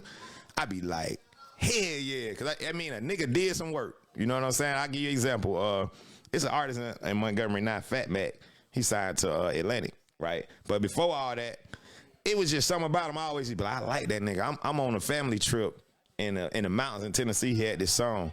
Nigga, I'm just playing that bitch over and over. My brother and I'm like, damn, you like that shit? I'm like, boy, that shit hard. And it was just something that struck me about him. So then he made a fucking song. He dropped the album. I went to the club maybe a week later, and this song came on, bro. Nigga, the whole club was rap. It ain't even that they fucking with it. They rapped the song like they was so proud. You know what I'm saying? Like, the people rapped that shit like they were so happy for that nigga. You know what I'm saying? And I was like, hell yeah. Hit him up, then, you know, just started playing it. But that's what you want to see as a program director. It ain't about no bandwagon. You want to see a nigga do some work. You know what I'm saying? Like, nigga, do some work. Because niggas can say, oh, Trey ain't put nobody on. Who the person that was supposed to be on? Who we missed? Ooh. Nobody could never name me who we missed. Say that again, Trey. Who we missed? What their name? That's going to be the viral clip right there. Who we missed? What's their name? Who did we miss? What's their name? I'm just saying. Anybody want to, who did we miss? If we overlook somebody that was supposed to be on, and because we ain't put nobody on, and when, like, I only can control what I control. And when we say what he did, nigga, you can go ask them, you can go ask they DJ. Nigga, I one of the first people to ever play swag surf. That shit went national. That shit was, Albany State was one of the places that shit started at. You feel what I'm saying? So, and that big go crazy. When you look at it from a local level, you can say that. Even we can talk about the song's bullshit. We can talk about whatever. But I don't know if y'all remember the Heisman. Do the Heisman on that hoe. Y'all remember that? Nigga, I recorded that shit in my studio. In your studio. I remember that. I recorded that song in my studio and was a DJ and went and made that shit big. Which they made it big. That when YouTube first came out. You know, not the greatest record ever, but that shit went somewhere. You know what I'm saying? So I done had my hand in a lot of shit. Even more recent. We'll never take credit for Huncho, but when Huncho just came to Albany, Georgia, and I shot that video on my motherfucking phone, and that bitch went up. It's on my Instagram right now, DJ Trey Radio. The only video he be having on his page, That nigga signed 3 days later. That's all he needed. You know what I'm saying? The song was moving, but the eye in the sky don't lie. And when you can put footage out like that, that was my video, nigga. I recorded that video on my fucking phone. Sent it to them. They posted that shit, nigga. Them labels went to, because they was already looking at him, but he just needed that little, to get over the hump. So it's just a lot of shit, bro. We have our hands in a lot of different shit that we help with. Like, we the niggas they call, like, that's why I give my self-credit. Everybody can say who their favorite DJ is, or that liquor starting to hit now, but I'm gone. Yeah. You know, Good shape, man. Hey, everybody can say who their favorite DJ is, but I always say I'm just the biggest because my name gonna come up when it's time for the industry to call. They calling me, they ain't calling nobody else. You know what I'm saying? When they calling me, they gonna call Tremaine. Like, you feel what I'm saying? Like, but I'm a go-to guy for when people trying to come his way. You know what I'm saying? You're not just a DJ too, though, bro. Like you, you're a man to me. You know, you got yeah different positions. You're not just a DJ. I'm not. So it's always gonna be a little. But even when I was just the club guy, I'm still the person that you still that nigga. I'm the person that they gonna call when they need this. So, cause I'm always been in tune with Atlanta. That's why I know Atlanta ain't in good shape right now. Cause we ain't in tune. Man, look. We always was in tune. You know what I'm saying? Right now we got Baby Drill. Tap in down here in the Benny, man. Good shape in the 229. We got the market right now, man. Man, listen. On God, everybody come to Albany, they blow up right after they leave. Y'all don't remember, nigga, Kodak, 21. I had all them boys here. They be in that little back room. All of it. That shit magical. That little back room in the State Theater. The nigga come out of that room, and for some reason, they leave that room, and maybe 2 weeks later, they be on like the BET Awards or some shit. It's just the magic of here. But we haven't been able to get an artist. Hey, man, you remember when the Migos came to the Civic Center? Yeah. That was dope, man. It was, but that shit still was trash. It was trash, but it was just still trash though. Now come on, man. We ain't gonna cap now. Nah, we ain't gonna cap, but it was just dope because we was there before everything. Yeah. You feel what I'm saying? Like, I remember I had on like some. Hey man, this is good shape, so I'm gonna be a thigh y'all. I think I had on like a red Nike shirt and some black leather like jogger pants type of shit with some. Yeah, man. If you really look back at them now, they were kind of bummy. You feel? Yeah, they were fucked up. I was fresher than them. I ain't gonna hold you. But that's the thing, like you know how we seen that whole thing. It's like circles are important. I was talking about this with somebody earlier today. Like, just I got different circles now, and now I got a new circle of people that I rock with, and we doing like big money shit. And I'm talking about these people that I met in Montgomery. You know what I'm saying? So ultimately, I want to be into touring. Y'all know I do all the artists and shit like that. But my main goal before it's all over is touring. I'm tired of playing with the Chitlin Circus, the Albany's, and the Montgomery, trying to book. So you want to do like a big? Trying to book such and such to come here, and people don't got the money to pay it, and you're losing your money. So now my mind frame is, ultimate goal is touring. I want to book the biggest acts in the world and take them niggas to 30 cities. Well, let me ask you this. What is there any? Let me fix that. What local artists got your attention right now that you fucking with, that you see like, all right, this little nigga here gonna be hard, or this nigga here, not even little nigga, but what independent artists right now? Give me, I'm gonna say give me, what's a good number? Name, what, 3? I probably ain't gonna be able to name it though, cause you can't name it, nigga. Shit. I can name, I ain't got the time for that shit, but I'm saying. I'm just being real. I feel like, just from last week, the DMG Nate girl who won that joint, I've been tapping in on her music all week, and I'm like, damn, she kind of fire. You feel me? But it ain't, over in the 229 right now, it's nobody for me, because ain't nobody calling me saying, hey, you got to go get such and such, except the Bree Triller girl. She's the only one that I think's there on that radar to do that. But, you know, that's kind of already a situation that's made. But just like, I don't know, because usually when it's something, people calling my phone. So right now, in the 229, I ain't really tapped in with nobody, just to keep it a book. Now, Montgomery, they got a couple motherfuckers over there who going crazy. But they been going crazy, but it's new to me. You know what I'm saying? So that's a hard one right there, brother. You trying to ask a question, you can't even give me 3, nigga. Hey. Yeah. Y'all heard it. Y'all heard it from him now. Give me 3. Big trade. And we ain't saying it ain't nobody, but you can't give me 3. That's making some noise and moving. Can I give you 3? Now the last one, I don't like. I like this one. I like Hold on, before you get there, I'ma say like when Big Hot and Dollars Manjari first like hit the scene. They was hit the scene, fire. hit the scene. Now that was beautiful when I used to come back from Montgomery. I might slide in Albany, nigga, and the songs come on in the club going stupid. I'm like, see, I like that shit. But like since then, I haven't seen nobody do that, and that's been a year and a half now. Been a year. You know what I'm saying? So I give them credit just because, but I don't know what they doing now. I don't know if it's the same. Because when I come over here now, I ain't hearing nothing local in the club that's just making everybody go up. You know what I'm saying? So it's a disconnect somewhere that the music ain't. You know I think somebody. Well, we got to get behind Hustle, man. Now Hustle, we got to get behind Hustle. Hustle is. I like what he's doing, bro. An example of somebody who is moving. Really trying to moving. Yeah. Like, he making this shit makes sense. Yeah, bro. yeah, he moving. Not to get on anything else outside of what's going on, but I'm saying from the outside looking in, and I'm looking at some shit that's supposed to goddamn, bro. We gotta. Even if it got some kinks in it, goddamn it, let's fix it. Instead of tearing it. If it got a crack in it, why we keep cracking it more? I feel. Let's go ahead and glue that bitch up. You feel? Because he definitely like I always been a fan of like if a nigga comes to me with a story or a book and it's just a little grammar shit, let's just fix it. Yeah. Instead of just retrying to create, dog. Just fix that little shit. If it's just a little crack, bro, shit. Because all he needs is the one. He get the one, he'll be gone. Me personally, I like what he's doing though, and I think we need to.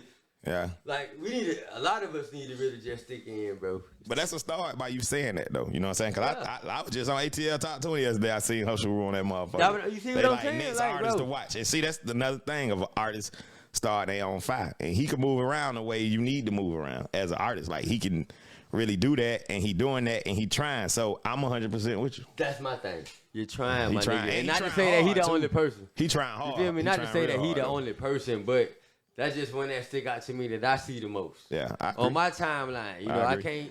You might got something going on, I just don't see it. But I see what he doing, and I just respect it. And I think like shit, bro. I agree. Let's get the ball rolling, man. Somebody got to do it. Yeah, I agree. Somebody got to do something. But we tapped in, man. That's why you see we just had the open mic over in Montgomery.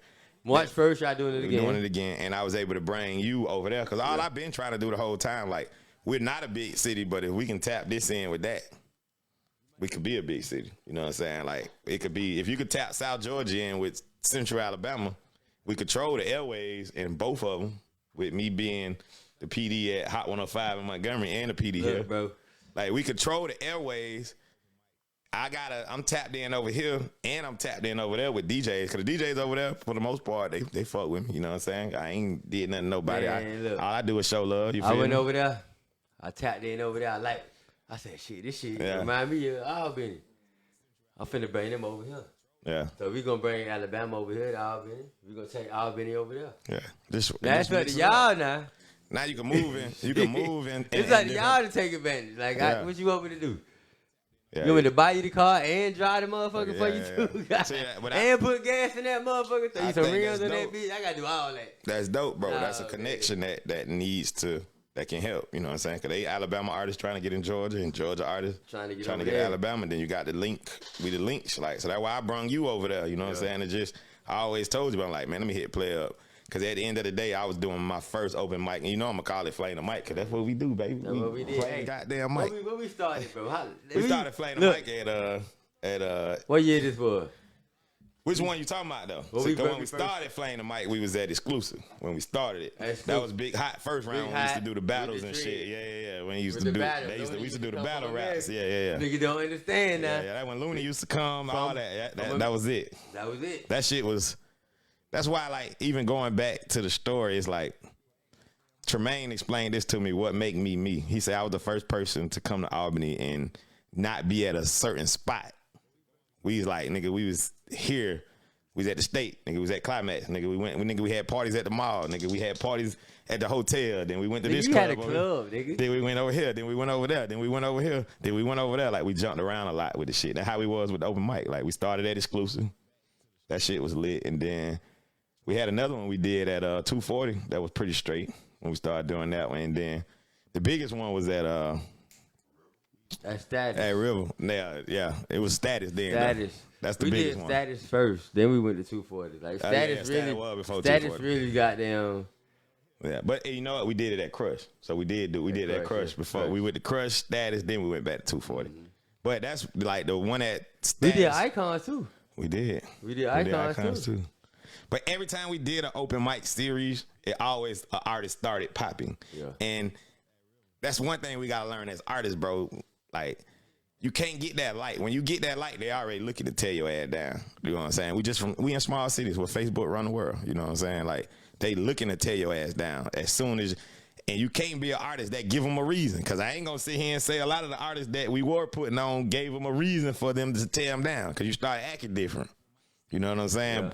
But you can't get the light. When you get the light, you gotta really be humble. Cause if you don't, these people in Albany, Georgia, they gonna tear your ass up. They gonna tear your ass up. They gonna tear your ass a new one.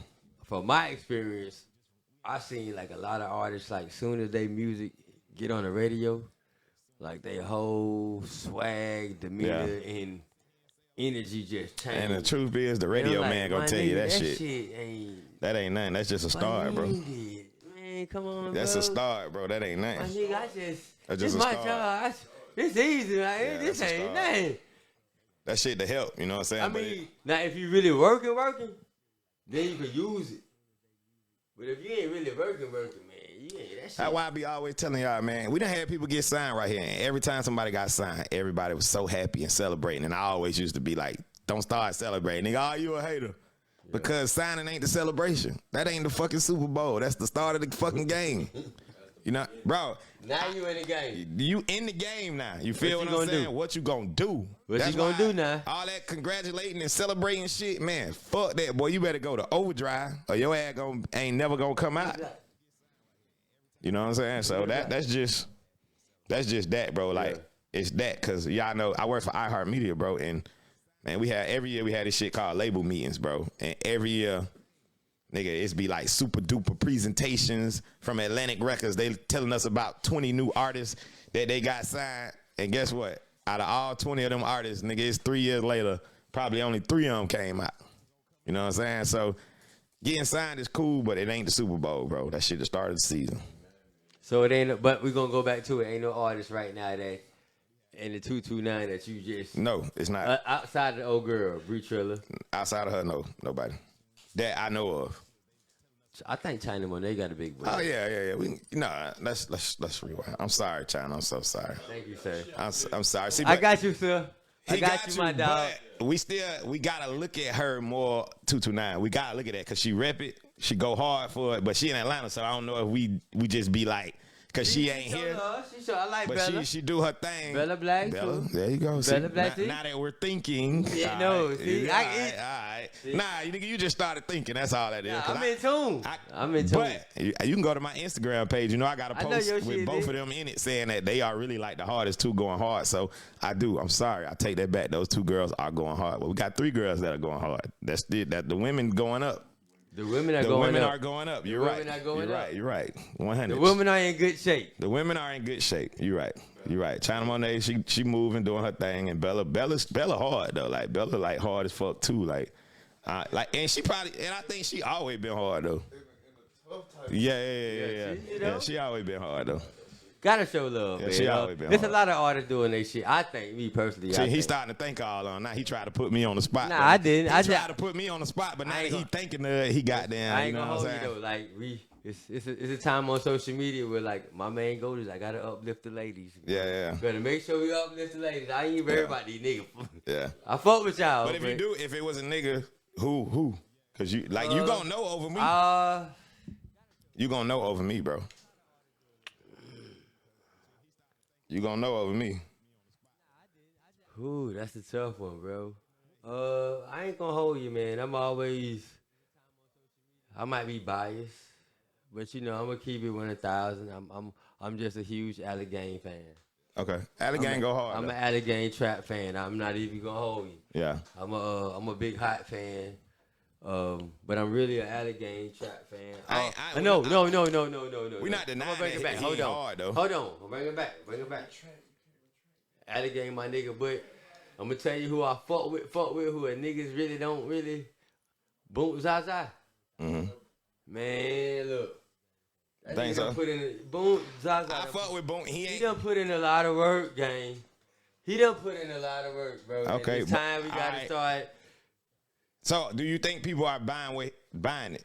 I think he's shopping to you shopping to the wrong motherfucker. Okay, that's what I was gonna say. I think he's shopping to the wrong motherfucker. Heard songs, you know, me and him, I done heard songs of his that I told him I thought were hard. You know what I'm saying? I think he's just shopping to the wrong. My personal opinion. Yeah. You shopping to the wrong motherfuckers, and it might not even be intentional.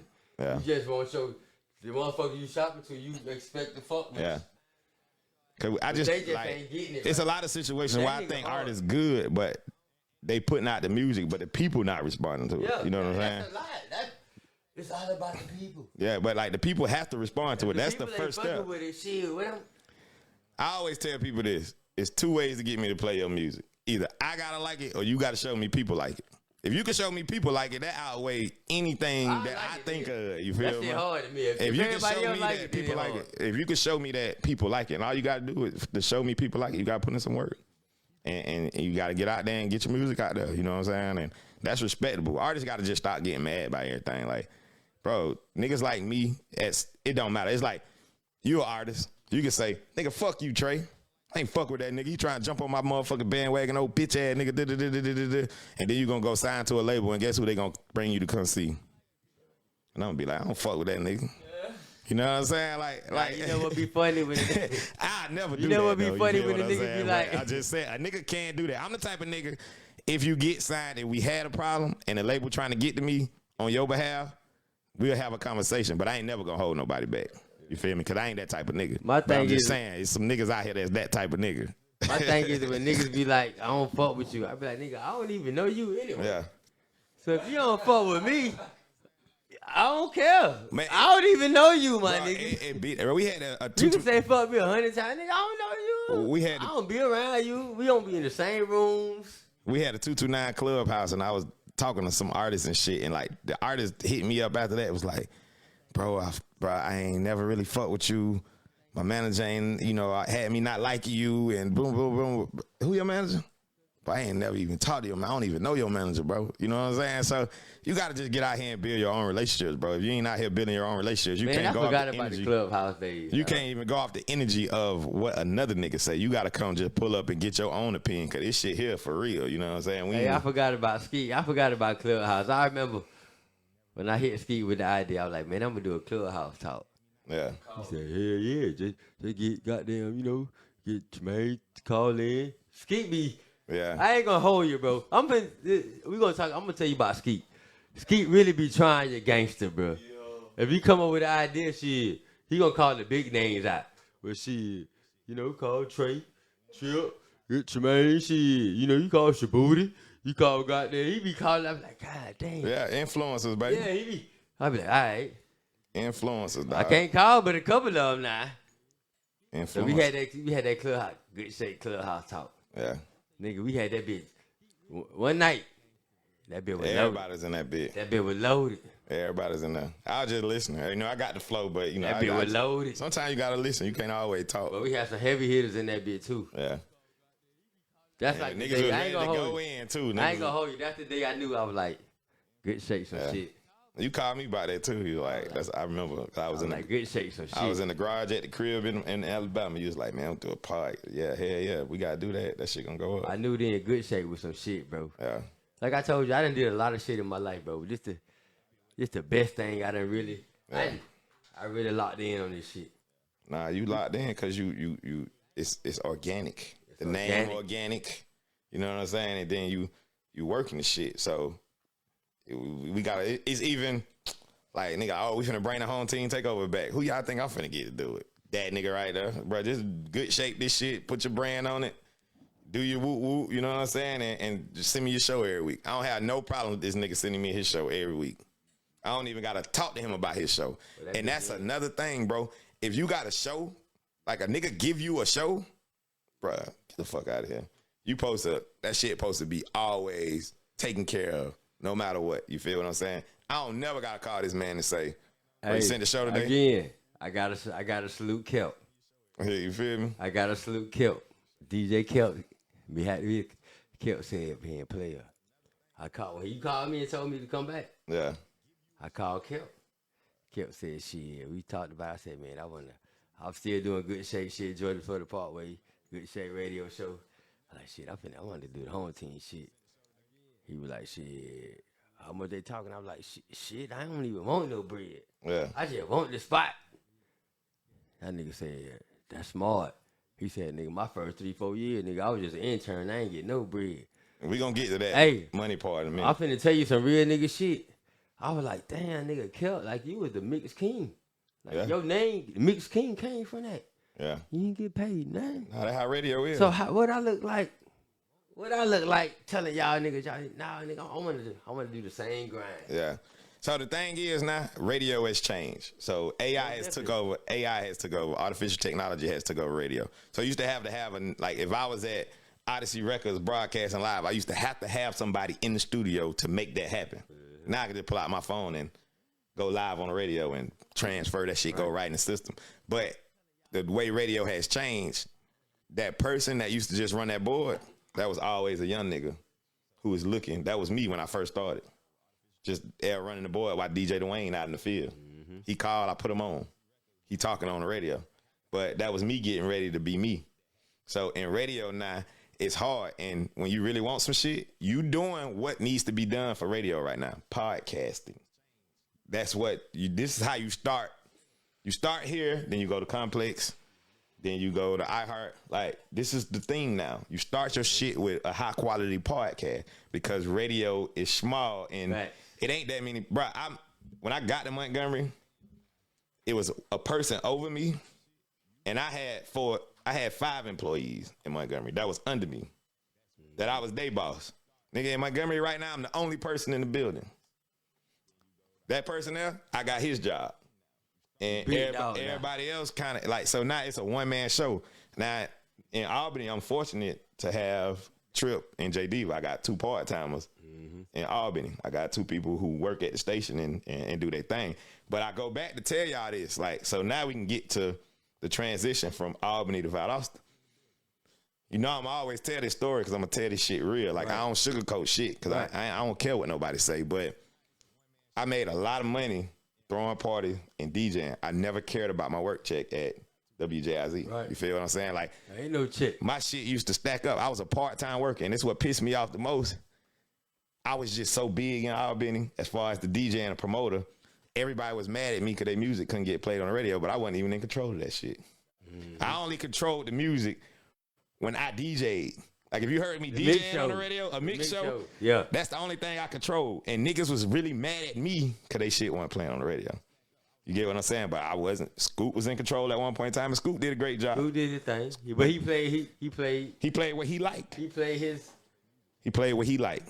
You know what I'm saying? And we ain't gonna throw no name. He played what he liked, and then we gave Scoop sways, and Crazy C gave it the Shout Scoop. out Crazy C, you know what I'm saying? man. All us, then we all co-signed it, but Scoop ran it. You know what I'm saying? Then Monique came. She wasn't from here, so she ain't like, bruh, let me be real with y'all. Like, radio do not care if you play local artists. It has to be the person that running it to care. But because the higher uppers don't give a fuck if we play one local song, one independent artist ever. You know what I'm saying? Nobody even say, hey Trey, you ain't playing enough independent music. Nobody's saying that shit. So I just was so big. I made so much money off parties and going to fucking Americas and having a trap on lock on Saturday nights. Yes, sir. You know what I'm saying? Like, we ran. So hold on right quick. It's safe to say the home team takeover show, 96.3. Yeah. We the only people that play independent music. Yeah. Straight up. We the only platform that play independent music. Yeah, it go crazy too. So it's like, but just the hustle of. He stamping this shit. You feel? I just want y'all to know. So y'all don't think I be lying. They playing it. And just the hustle of it, though, is about the money part. Everything can't be about money. It's not. You know what I'm saying? Like, bro, I ain't making no money off this listen shit. to y'all. Listen to me, bro. Not y'all niggas anyway. When I was a bachelor and I was just living and having fun, that shit was cool. Nigga, my checks used to come in. Before I came back in 2018, boy, I made $200-300 every 2 weeks at the radio station. But I'm DJ Trey. I'm the biggest nigga doing this shit around here. You know what I'm saying? But I always had a fly whip. The Chrysler 300 on 22s. Mm-hmm. I remember that. You know what I'm saying? I drove rental cars. That bitch was great. I drove rental cars from goddamn 2010 to goddamn 2013. Nothing but rental cars. No, 2010 to 2015. Nothing but rental cars. I changed them bitches every 3-4 weeks. Getting money in the streets. What you driving now? You know, I got the little Mustang now. The electric Mustang G. Yeah, everybody look at me what you crazy. got? Hey, What you got now, though? I got the electric Mustang. You got the electric Mustang I had G. the Challenger on the 24. Like, I always, but understand, I always had all this stuff. Drop top Mustang. I had to drop, but I never really got paid at my job. You feel what I'm saying? I was basically working for free, but the way I looked at the shit, nigga, I'm on the radio. What the fuck you mean? I'm talking to all these people. I got mad hustle. I don't give a fuck about what they pay me. I know what I'm finna create to go get myself.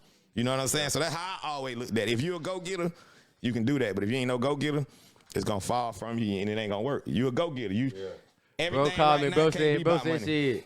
He said, "You straight? How the radio cheating?" I said, "Bro, I'm good. Yeah, I'm good, bro. You like, feel me? Cause you ain't did nothing. All you did the most. Yeah. You brought me back. Yeah. So once you brought me back, nigga, I was straight. I already knew what I was gonna do. Now I got Skeet on my team like that. Nigga don't understand. That's why I keep breaking this nigga name up. Yeah. Nigga don't understand. This is Good Shape 2-year anniversary. That nigga there. 2-year anniversary. Happy 2 year. That nigga bring me back, bro. Yeah. Look at us now, bro. Yeah, this shit nice. I'm trying to compete with the big dogs. I don't be thinking about what's going on in the 229. Yeah. I be looking at Matt Hoffa. Yeah. Drink champs. That's what you got going. That's what you working toward. My shit got a goddamn look like I ain't even worried about y'all. Yeah, that's where it's going, bro. I'm gonna sound cocky, but it's my day. Yeah. Y'all niggas can't even fuck with me anyway. These niggas can't even fuck with me anyway, bro. Yeah. Not with me and Skeet. Man, they can't even fuck with us anyway, bro. Skeet. Just like QC and the podcast. You gotta go for and it, the media game. And the multimedia game. Like, we taking over multimedia. Yeah.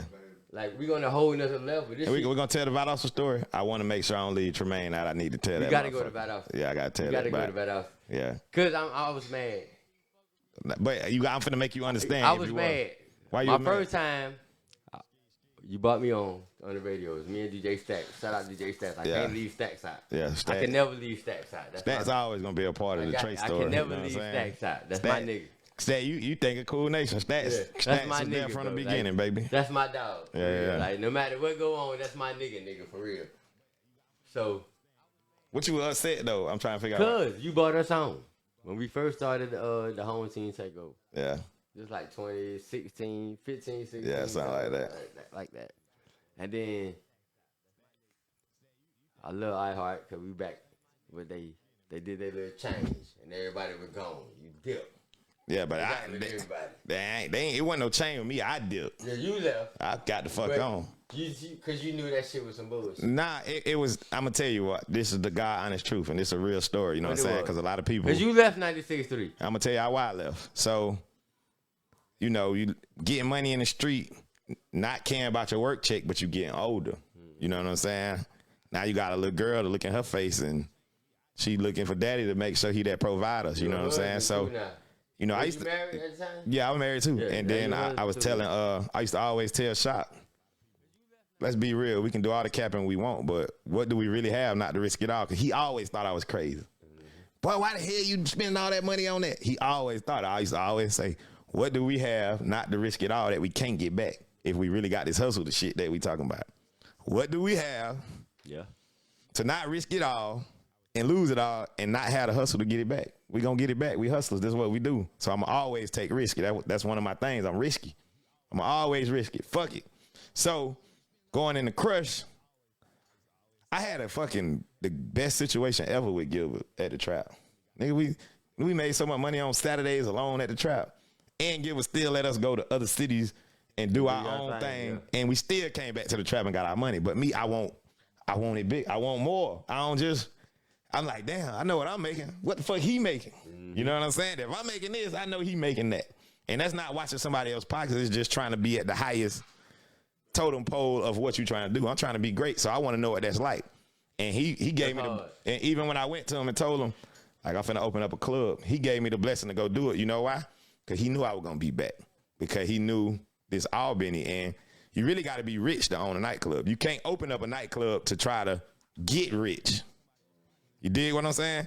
You can't open up a nightclub to try to get rich. You kind of got to have money because you got to survive it be slow. Like right now, it's a slow season. It's fuck in club life. It's going to get better because them taxes about to hit, but it's a slow season right now. Slow now. But you got to be in that lane to understand. Yeah, so you got it. Like, so I opened up a nightclub, long story short, and I just had issues. Like, I was spending good money at the radio station, and I felt like at the time, the people who was in charge, they was on the other team. And it's like, I remember Shock got them to come do a party with him to go against me, the radio station that I work for. So now I'm on the radio. I got a party, but I got to promote a party they got with Shock. Next up. That somewhere else that's direct competition. So I'm telling him, like, the fuck? You know what I'm saying? So then he like, man, the older, he like, that's what she wants you to do. That's what you got to do, bro. You know, I can't cut her legs off right there.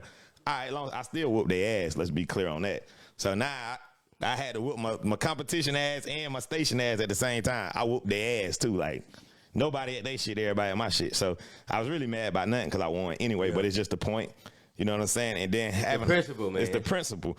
So having my own club when Crush went down, shit, I'm a get money nigga. I can get that motherfucking money. Like, I'm going to go get it. But I ain't have money like that. You know what I'm saying? So when the club went down, it put me on my dick. You feel me? So now that I'm down, the club done went down. You know, we moved the status. That was just one of them save face moments. Yeah, I closed that shit, but I went and opened this shit. You know what I'm saying? But it was really stupid too. But it was fun. You know what I'm saying? It was stupid, but it was fun. But now I'm at that point now where I done lost a lot. So like, I'm going to ask you, will you ever own the club again? Yeah, of course. Somewhere later down in the road. Like, I ain't looking for doing it now. But it's going back to now this shit got to make sense. You're going to get to a point where you're going to say it got to make sense. It got to make I feel I'm at that point now. So it's like, boom. I'm looking at my work check to support my life. You feel me? Yeah. And that shit $300 every 2 weeks because I ain't got the trap no more. And the clubs, I ain't got them no more. So me, my mind was, I was managing Swayze at the time. Like, man, I'm just finna go to Atlanta. Fuck this shit. I was riding in the car with my mama and my wife, and I said, I'm quitting on Monday. Everybody like, you crazy. I was like, man, I gotta prove to myself that I ain't caught up in the character of DJ Trey. Like, that I can get that shit up. You know, but I ain't went there yet. So I quit 96th Street. I started interning at 11th Street Studio. If you know anything. Back to interning? I went to it. Nigga, I left the radio station here. I quit a job to go be an intern in Atlanta. You bullshit. I swear to God. On my mama. You feel me? And now I'm interning at the studio. At the time, this was Future recorded at. So I'm around niggas that fuck, they know me. I done booked these niggas and everything. So I knew I just needed to plant my foot in Atlanta. You know what I'm saying? So I get that. So basically for 11th Street Studio, they had a couple. Cherish was one of their groups. They started doing like techno shit. So for them, I was just like a club runner. I worked at the studio. I used to just go to what them shits is? The EDM clubs and try to get shit played and whoop, whoop, whoop. And then Tremaine called. Hey, bro, goddamn, we got an opening in Valdosta. How much they pay? He like, that shit pay like $30,000. I was like, oh, I ain't make that shit at here, nigga. I probably made $11,000 a year. That's a $20,000 increase. That's $1,100 every 2 weeks. Some shit like that. You know what I'm saying? Shout out Tremaine, man. So now, mind you, I'm on my dick at this point. I done gave my car to my brother. Hey, hold that down. You know what I'm saying? Mm-hmm. I done gave that bitch to my brother. Nigga, I'm just out here flowing. But see, this why the respect of you got to have the respect of a woman. Because, like, when it was Gravy, my wife. What'd you say, Trey? You got to have what? You got to have a respectable woman. That's hard. You know what I'm saying? Because my wife went to college, got 2 degrees early on. I was like, nah, you ain't got to work. You can just make sure my daughter's smart. You know what I'm saying? Like, let's get her trained up. And she got the degrees on deck, ready to go. I hit my dick, and I went to go be a intern. Nigga, she put the 2 degrees together and go get her a job. You feel what I'm saying? Now she lit. You know what I'm saying? She holding shit down while I'm trying to figure it out. Because I'm at this point, I'm an intern, nigga. I'm trying to figure it out, and I'm 30. That's hard, bro. I'm a 30-year-old intern. Shout out to sis, man. I'm a 30-year-old intern. You feel me? I'm trying to figure this shit out. So she was able to go, you know what I'm saying, hold shit down while I figured out. But now you got Tremaine called. Tremaine hit me. Bro, we got a spot down here. That shit was life-changing. Like, that's hard. Me being with Tremaine was life-changing for me just like as a man. Because when I got down there, it was humbling. Nigga, I used to catch the taxi to work, and he had a truck that he used to just drive when he went on shows. And, man, let me drive his truck. Just gave me the key. So now I had the crib in Albany. Man, Tremaine the real OG, man. Listen, man, that man is the GOAT for real. Like, fuck DJing and all that. I'm talking about as a person. Real solid nigga. As a person. So, you know what I'm saying? He helped me get back on my feet. And it's crazy, though, because when it's in you, it's in you. Yeah. See, even Tremaine don't even do stuff like I did. You know what I'm saying? Yeah. Like he'll tell you he was a DJ, but when we got there, I went down there. I had my eyes on some clubs. They got this little street. Remember, you brought me down there. You brought me down there, bro. They got a street with number clubs on it, and everybody I was talking to like, man, them white people ain't gonna do no business with you. They ain't gonna do no business with y'all. They gonna fuck with me because I'm gonna get in here and goddamn do what I do. I ain't gonna lie. Every time you had like some big shit going on, well, you called me and I'm. It's crazy because you know I was only there for 1 year, right? Yeah. Literally 1 year on the head. That's all I was there. Though. But I was able to go in the club. One of the rappers had a little event, and I was like, "This the biggest club on the block. It's the emptiest club on the block." Yo, man, I work at a radio station. They had this thing they did on the radio called Throwback Thursday. Like, so in Valdosta, every day of the radio is regular, but on Thursday, they don't play nothing but throwbacks. So it's called Throwback Thursday. That's your shit, too. I was like, we're going to take this shit to the club. I'm telling the station, I'm telling Tremaine, we could take the same concept and do it at the club. The white dude, I went in there, we worked out the deal. He like, man gave me 80%, and he got 20. I was like, I like this motherfucker right here. I like this thing. I finna go crazy in this bitch. Hey, man, it was like, I think like March 17, St. Patrick's Day was coming up. He was like, well, that night's big for me. We can start on this night. I told Tremaine, I said, hey, bro, we got this. Woo, woo, woo. Bro, we started that shit. That shit jumped off so big, my nigga. That bitch packed out. That bitch fun, nigga going crazy. And then now, white dude looked at me. 80-20, we locked it, bro. That white dude say, but don't give me 80. That white dude say, you the first dude to ever come in here and say you was gonna do something and you did it. Because everybody be kicking shit with these club owners, but boy, it's hard to pull people to a spot. I don't give a fuck what nobody say. That shit ain't easy to pull people to a spot, but we turned that bitch up. And it's crazy, though, because there was no black spots there when we started that shit. Mm-hmm. Somebody came and bought that spot. They let us keep our night, and they made the whole now the spot was black Thursday, Friday, and Saturday. And that's when I left. Yep. That shit really just ended like somebody got killed outside the club maybe a year ago. Start the violence, man. Yeah, it's not about. Maybe a year ago they just started, but before I showed them in Valdosta, they didn't have that shit wasn't black like that. You feel what I'm saying? We went crazy. It was called Lucky's. We went crazy in there, and then just being there with Tremaine, bro. I remember just smoking in because the radio station's out in the woods. Yeah. I used to be out there just smoking, and my spirit. I was listening to gospel music. I was running. My spirit just got right, like, and it's crazy because my family still lived in Albany, and I used to drive back here every day. That's when me and Shot were locked in at this point now, because it's crazy. I wasn't here, but I still throw all the college parties at the State Theater with Shot. So now I'm lit in Valdosta. I'm lit throwing parties in Albany, college parties only. Yeah. I'm lit in Valdosta. I work a job and I'm stacking my paper. So now it's like everything just, boom, I'm re-going, and now my energy right. Everything right. I don't got that vein in my head I used to wake up with in Albany no more. Mad as fuck, ready to go off on everybody on Facebook. I don't got that no more. Everything is like, boom. So I finally moved I'm gonna make it quick. I finally moved my family to Valdosta. But my wife from the area. So, white people, like black people, we got this thing when you move with your parents, it's like a sign of a fall off or some shit. Yeah. But actually, it's really a sign of a come up from my experience. You can stack your bread. Because you can stack that motherfucking paper. You feel what I'm saying? You got to do right, though. Yeah. You can't be in that motherfucker with that bullshit. But white people can always go back to their parents' house. You know what I'm saying? It's like a motherfucking white person go to college, their parents don't ever touch their room. They go back to that shit. That shit's still the same 18 years later. You feel what I'm saying? they been touched. Only black people, it's a crime to go back to your mama's house. But if you need to, so my white people stayed there. We ended up moving in with her grandma. So now we really stacking because she work and I work. So now we, you know what I'm saying? And boom, now we about to go get this fire-ass little crib. I remember, bro, this shit sounds so rigged, but we was in there about to sign the lease, my nigga, and my fucking phone rang. Hey, the job is open in Albany, and they want you to apply for it. I'm like, damn.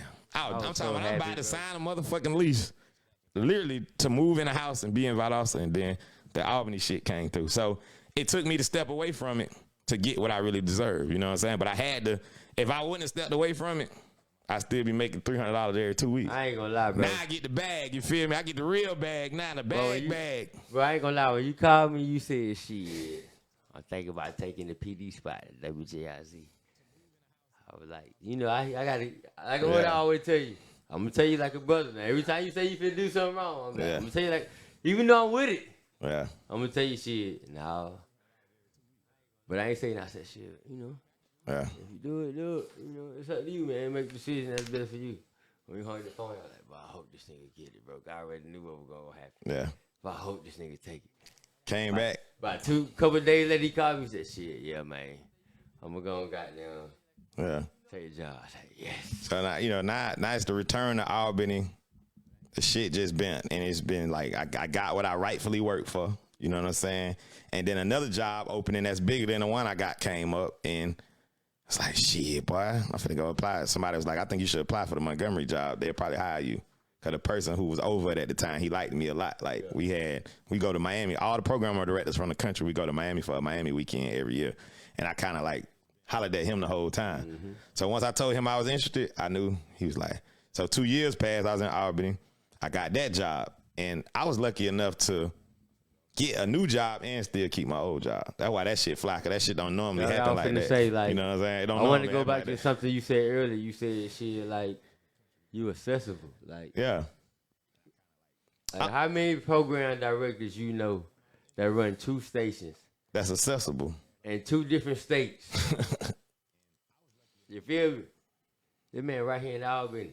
Yeah, I'm accessible. Right here in good shape. And even when I say 2-year anniversary, you right here, bro. Like, it's the same nigga. Yeah. Even when I say accessible, bro, it's like we could have a live broadcast at motherfucking Head Over Heels Boutique. Nigga, I might be there doing it. Nigga, you listen to the radio, you could pull up on a nigga that run it. Brother, you can't do that on no program director in the country. Not, you know, smaller markets maybe, but niggas who normally the program director is unseen. You don't really know them like that. You gotta go through the DJ. You gotta go through PLAYA to get to them, or you gotta go through somebody to get to them. I ain't really that hard. I'm kind of accessible as fuck. That's why when people say they can't get to me, that mean they just trying to get to me on social media. Cause it's well known where the fuck I'm finna be at majority of the time. Yeah. Like it's pretty known I'm finna really be outside. Cause I'm outside, like for real. I'm a party. I'm still standing in the couch popping bottles. I need to stop that shit, but I'm still outside. Like when it comes to the party spirit, bro, I'm like 25, my nigga. I don't think I'm never gonna get too old to party.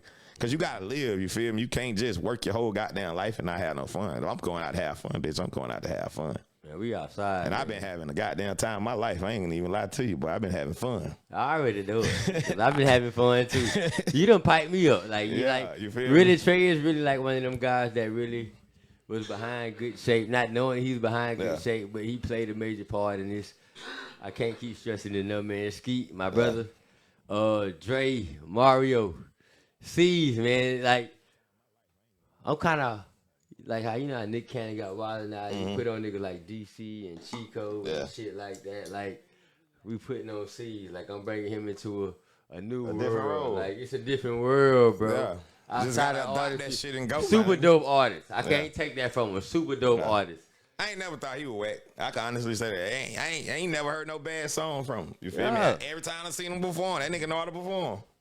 You but he got his flaws, because, you know, I'm 100. Like, I tell niggas, like, shit, bro, you got to tighten up on this. I'm not playing with these niggas. That's why I lead by example. Yeah. I can't tell a nigga to tighten up on this shit if I don't tighten up on my shit. Yeah, most definitely. You lit. You feel me? My boy got to get down.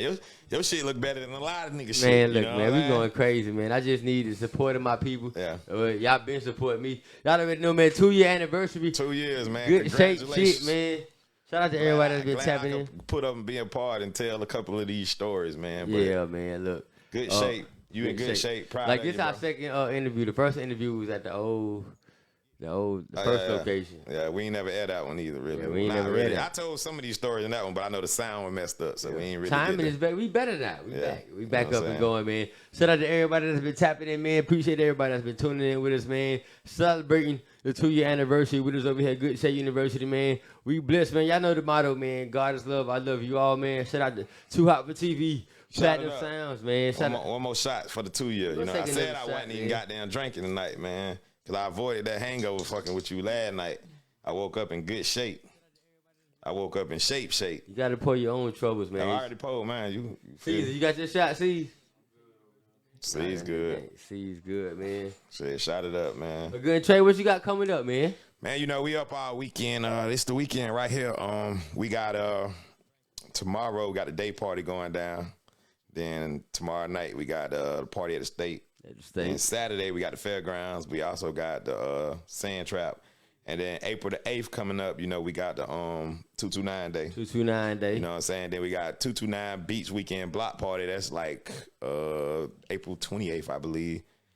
We got and then the baby back, you know what I'm saying? Like, I work my ass off to do a lot of shit to create something that can change my life, you feel me? And we was able to create the R&B and Blues Picnic. And this year we plan on having 8 or 9 of them. 2 of them in Montgomery. I think we going Jackson, Mississippi, Tallahassee, Florida, Jacksonville, Man, y'all gotta Florida. go to the picnic, bro. Yeah, we going back to Tallahassee again because you know that one was, it kept raining, but that one was going to explode. Lit, though. It was going to explode though with that rain. Like, so you know we got the R&B and Blues Picnic coming back. It's a good series. A lot of times I done spent a lot of money trying to make a lot of money. With this one, I spent the little money, and the event itself just kind of took off. You know what I'm saying? So like that's one of my babies and something that I'm gonna see grow. We getting old, man. And grow and grow. And my business, like I said, you got to get in different circles. And the circle I got with them, like I was able to go backstage, Future concert. I can go to any one of these Future concerts because one of my partners, he rock with it. You know what I'm saying? He rocking with it. And I told you in the end, I want to be a tour promoter, and I'm getting to see the inner workings of how we saw the Migos. I'm seeing the inner workings. Like that shit was cold as fuck being backstage, Future in Atlanta.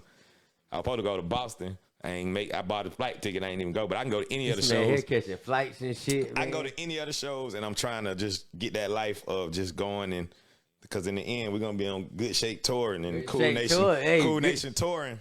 Man, we finna collab, big shit, and man. That's the end goal, but that's it, man. R&B and Blues Picnic. The first one gonna be May the 7th, and the second one gonna be June. Also, man, check this out, man. I don't want to spill the beans, but R&B artists, I need y'all to tap in, man. Like. Me and Trey finna get into the R&B lane. Man, I'm over there, bro. We finna get into the R&B lane. We finna tap into the R&B artists. R&B thug, nigga. R&B artists, man. Let's go. My man, I want to tap into it. I want to bring that R&B back. Yeah. I know Skeet ready. Skeet ain't had an R&B artist since Levi. I know he ready. I know. Hey, one thing about it though, Skeet. No matter what, anytime I ever dealt with any R&B artist, I always rock with Skeet. It ain't been a time that. Cause me and Skeet still to this day got some of the most amazing R&B music, and I fucking email that they never came out from Tiger Rose. I go back and listen to them songs sometimes. From who, Tiger Rose? You remember Tiger Rose, Skeet? I go back and listen to them songs sometimes, and I be like, boy, that shit sound like it still could be big. That nigga Skeet goddamn. I might let my daughter remake them motherfuckers. Keep that goddamn session, bro. We might have the goddamn. Hey, that'd be hard though. I ain't gonna hold you though, Trey. You said something. Remember what you said. Well, I still think them bitches hard to this day. You got your daughter redo it. That'd be fine, huh? And my daughter in the acting now too, so she gonna be in all that. That's dope, bro. She gonna be fly, man. I like. That's dope, Shout out man. to both of my kids, man. Boy, somebody should have told me, boy, the second child, a little boy don't play, boy. Good God Almighty. Them motherfuckers don't play. Man, look, I ain't got that yet. I got 3 of them, but I ain't got that little boy. When you get a little boy, you gonna think different about parenting. You like, God damn, boy, that shit turn up, never turn down. Never turn. That's hard. It's super dope to see you jump onto that parent shit, man. Turn down, but it's beautiful being a parent, man. Like that's the beauty of all this. This is why this is what we doing it for. You know what I'm saying? We trying to. That shit make me whole. That's why you don't see me on the internet with all the bullshit. Like, you gotta grow up. Like, you can still be turned and grow the fuck up, but I'm still trying to have fun no matter what. But like, I remember one thing you told me, you was like, shit, some shit had went down. You said, PLAYA shit. It don't matter. If you don't say nothing, that shit ain't gonna matter. Sometimes you just gotta let shit die. Bro, you know how hard that was to learn? Let that shit die. You know how hard it is to be like, man, you gotta reply to everything. And you know me, I used to be a voiceful motherfucker. Yeah. I'm gonna speak on everything. And you told me that shit always sometimes you make people pay attention to shit that they wasn't paying attention to. Yeah. I be telling promoters now, you could throw a bad party and nobody come to it. How do anybody know nobody was there if nobody came? Regular people don't care. It might be another promoter nigga who hate on you, who know ain't, but that shit small. If you get on there and be like, man, ain't nobody even come to the party tonight, but the next one's gonna be lit. See, now you make yourself look stupid because ain't nobody even know nobody. You telling them you got there, sir. Sometimes you gotta just not respond to shit. This is the social media era. That shit is coming and that shit is going fast. They gonna talk about it today. We're gonna be on some other shit tomorrow. You know what I'm saying? Like that's just the world now. That's just how I go, man. Again, man, appreciate you for coming through, man. Happy motherfucking birthday, yeah, man. dog. Appreciate it. Happy 2 years, man. Let's shot this shit up, man. I don't know if you took your to the end yet. But I ain't gonna get in trouble for 2 shots. Cause I did say I wasn't drinking. And my wife probably watching. Good Shape merch is on deck, man. Again, appreciate everybody for tapping in. Let me hit this shot. Oof. Again, man, appreciate everybody for tapping in, man. Good Shape University 2-year anniversary, man. It went down live, man. Shout out to my homegirl, my dog, T. Simone came through, up and coming, inspiring independent artists. Y'all make sure y'all check her out, man. Follow her on all social media sites. My dog, DJ Trey, Big Caesar, Skeet 229, man. I go by the name of Big Player the Mayor. Make sure you subscribe to the YouTube channel, Good Shape Podcast, man. Subscribe to the channel, man. Not only did we go live on Facebook, but we was also live on YouTube as well, man. We're doing big things, man. Multi-streaming, my bad. Doing big things. Good Shape shit, man. Finna get about this motherfucker, man. Again, appreciate everybody for tapping in. We got this motherfucker, man. Skirt. Peace.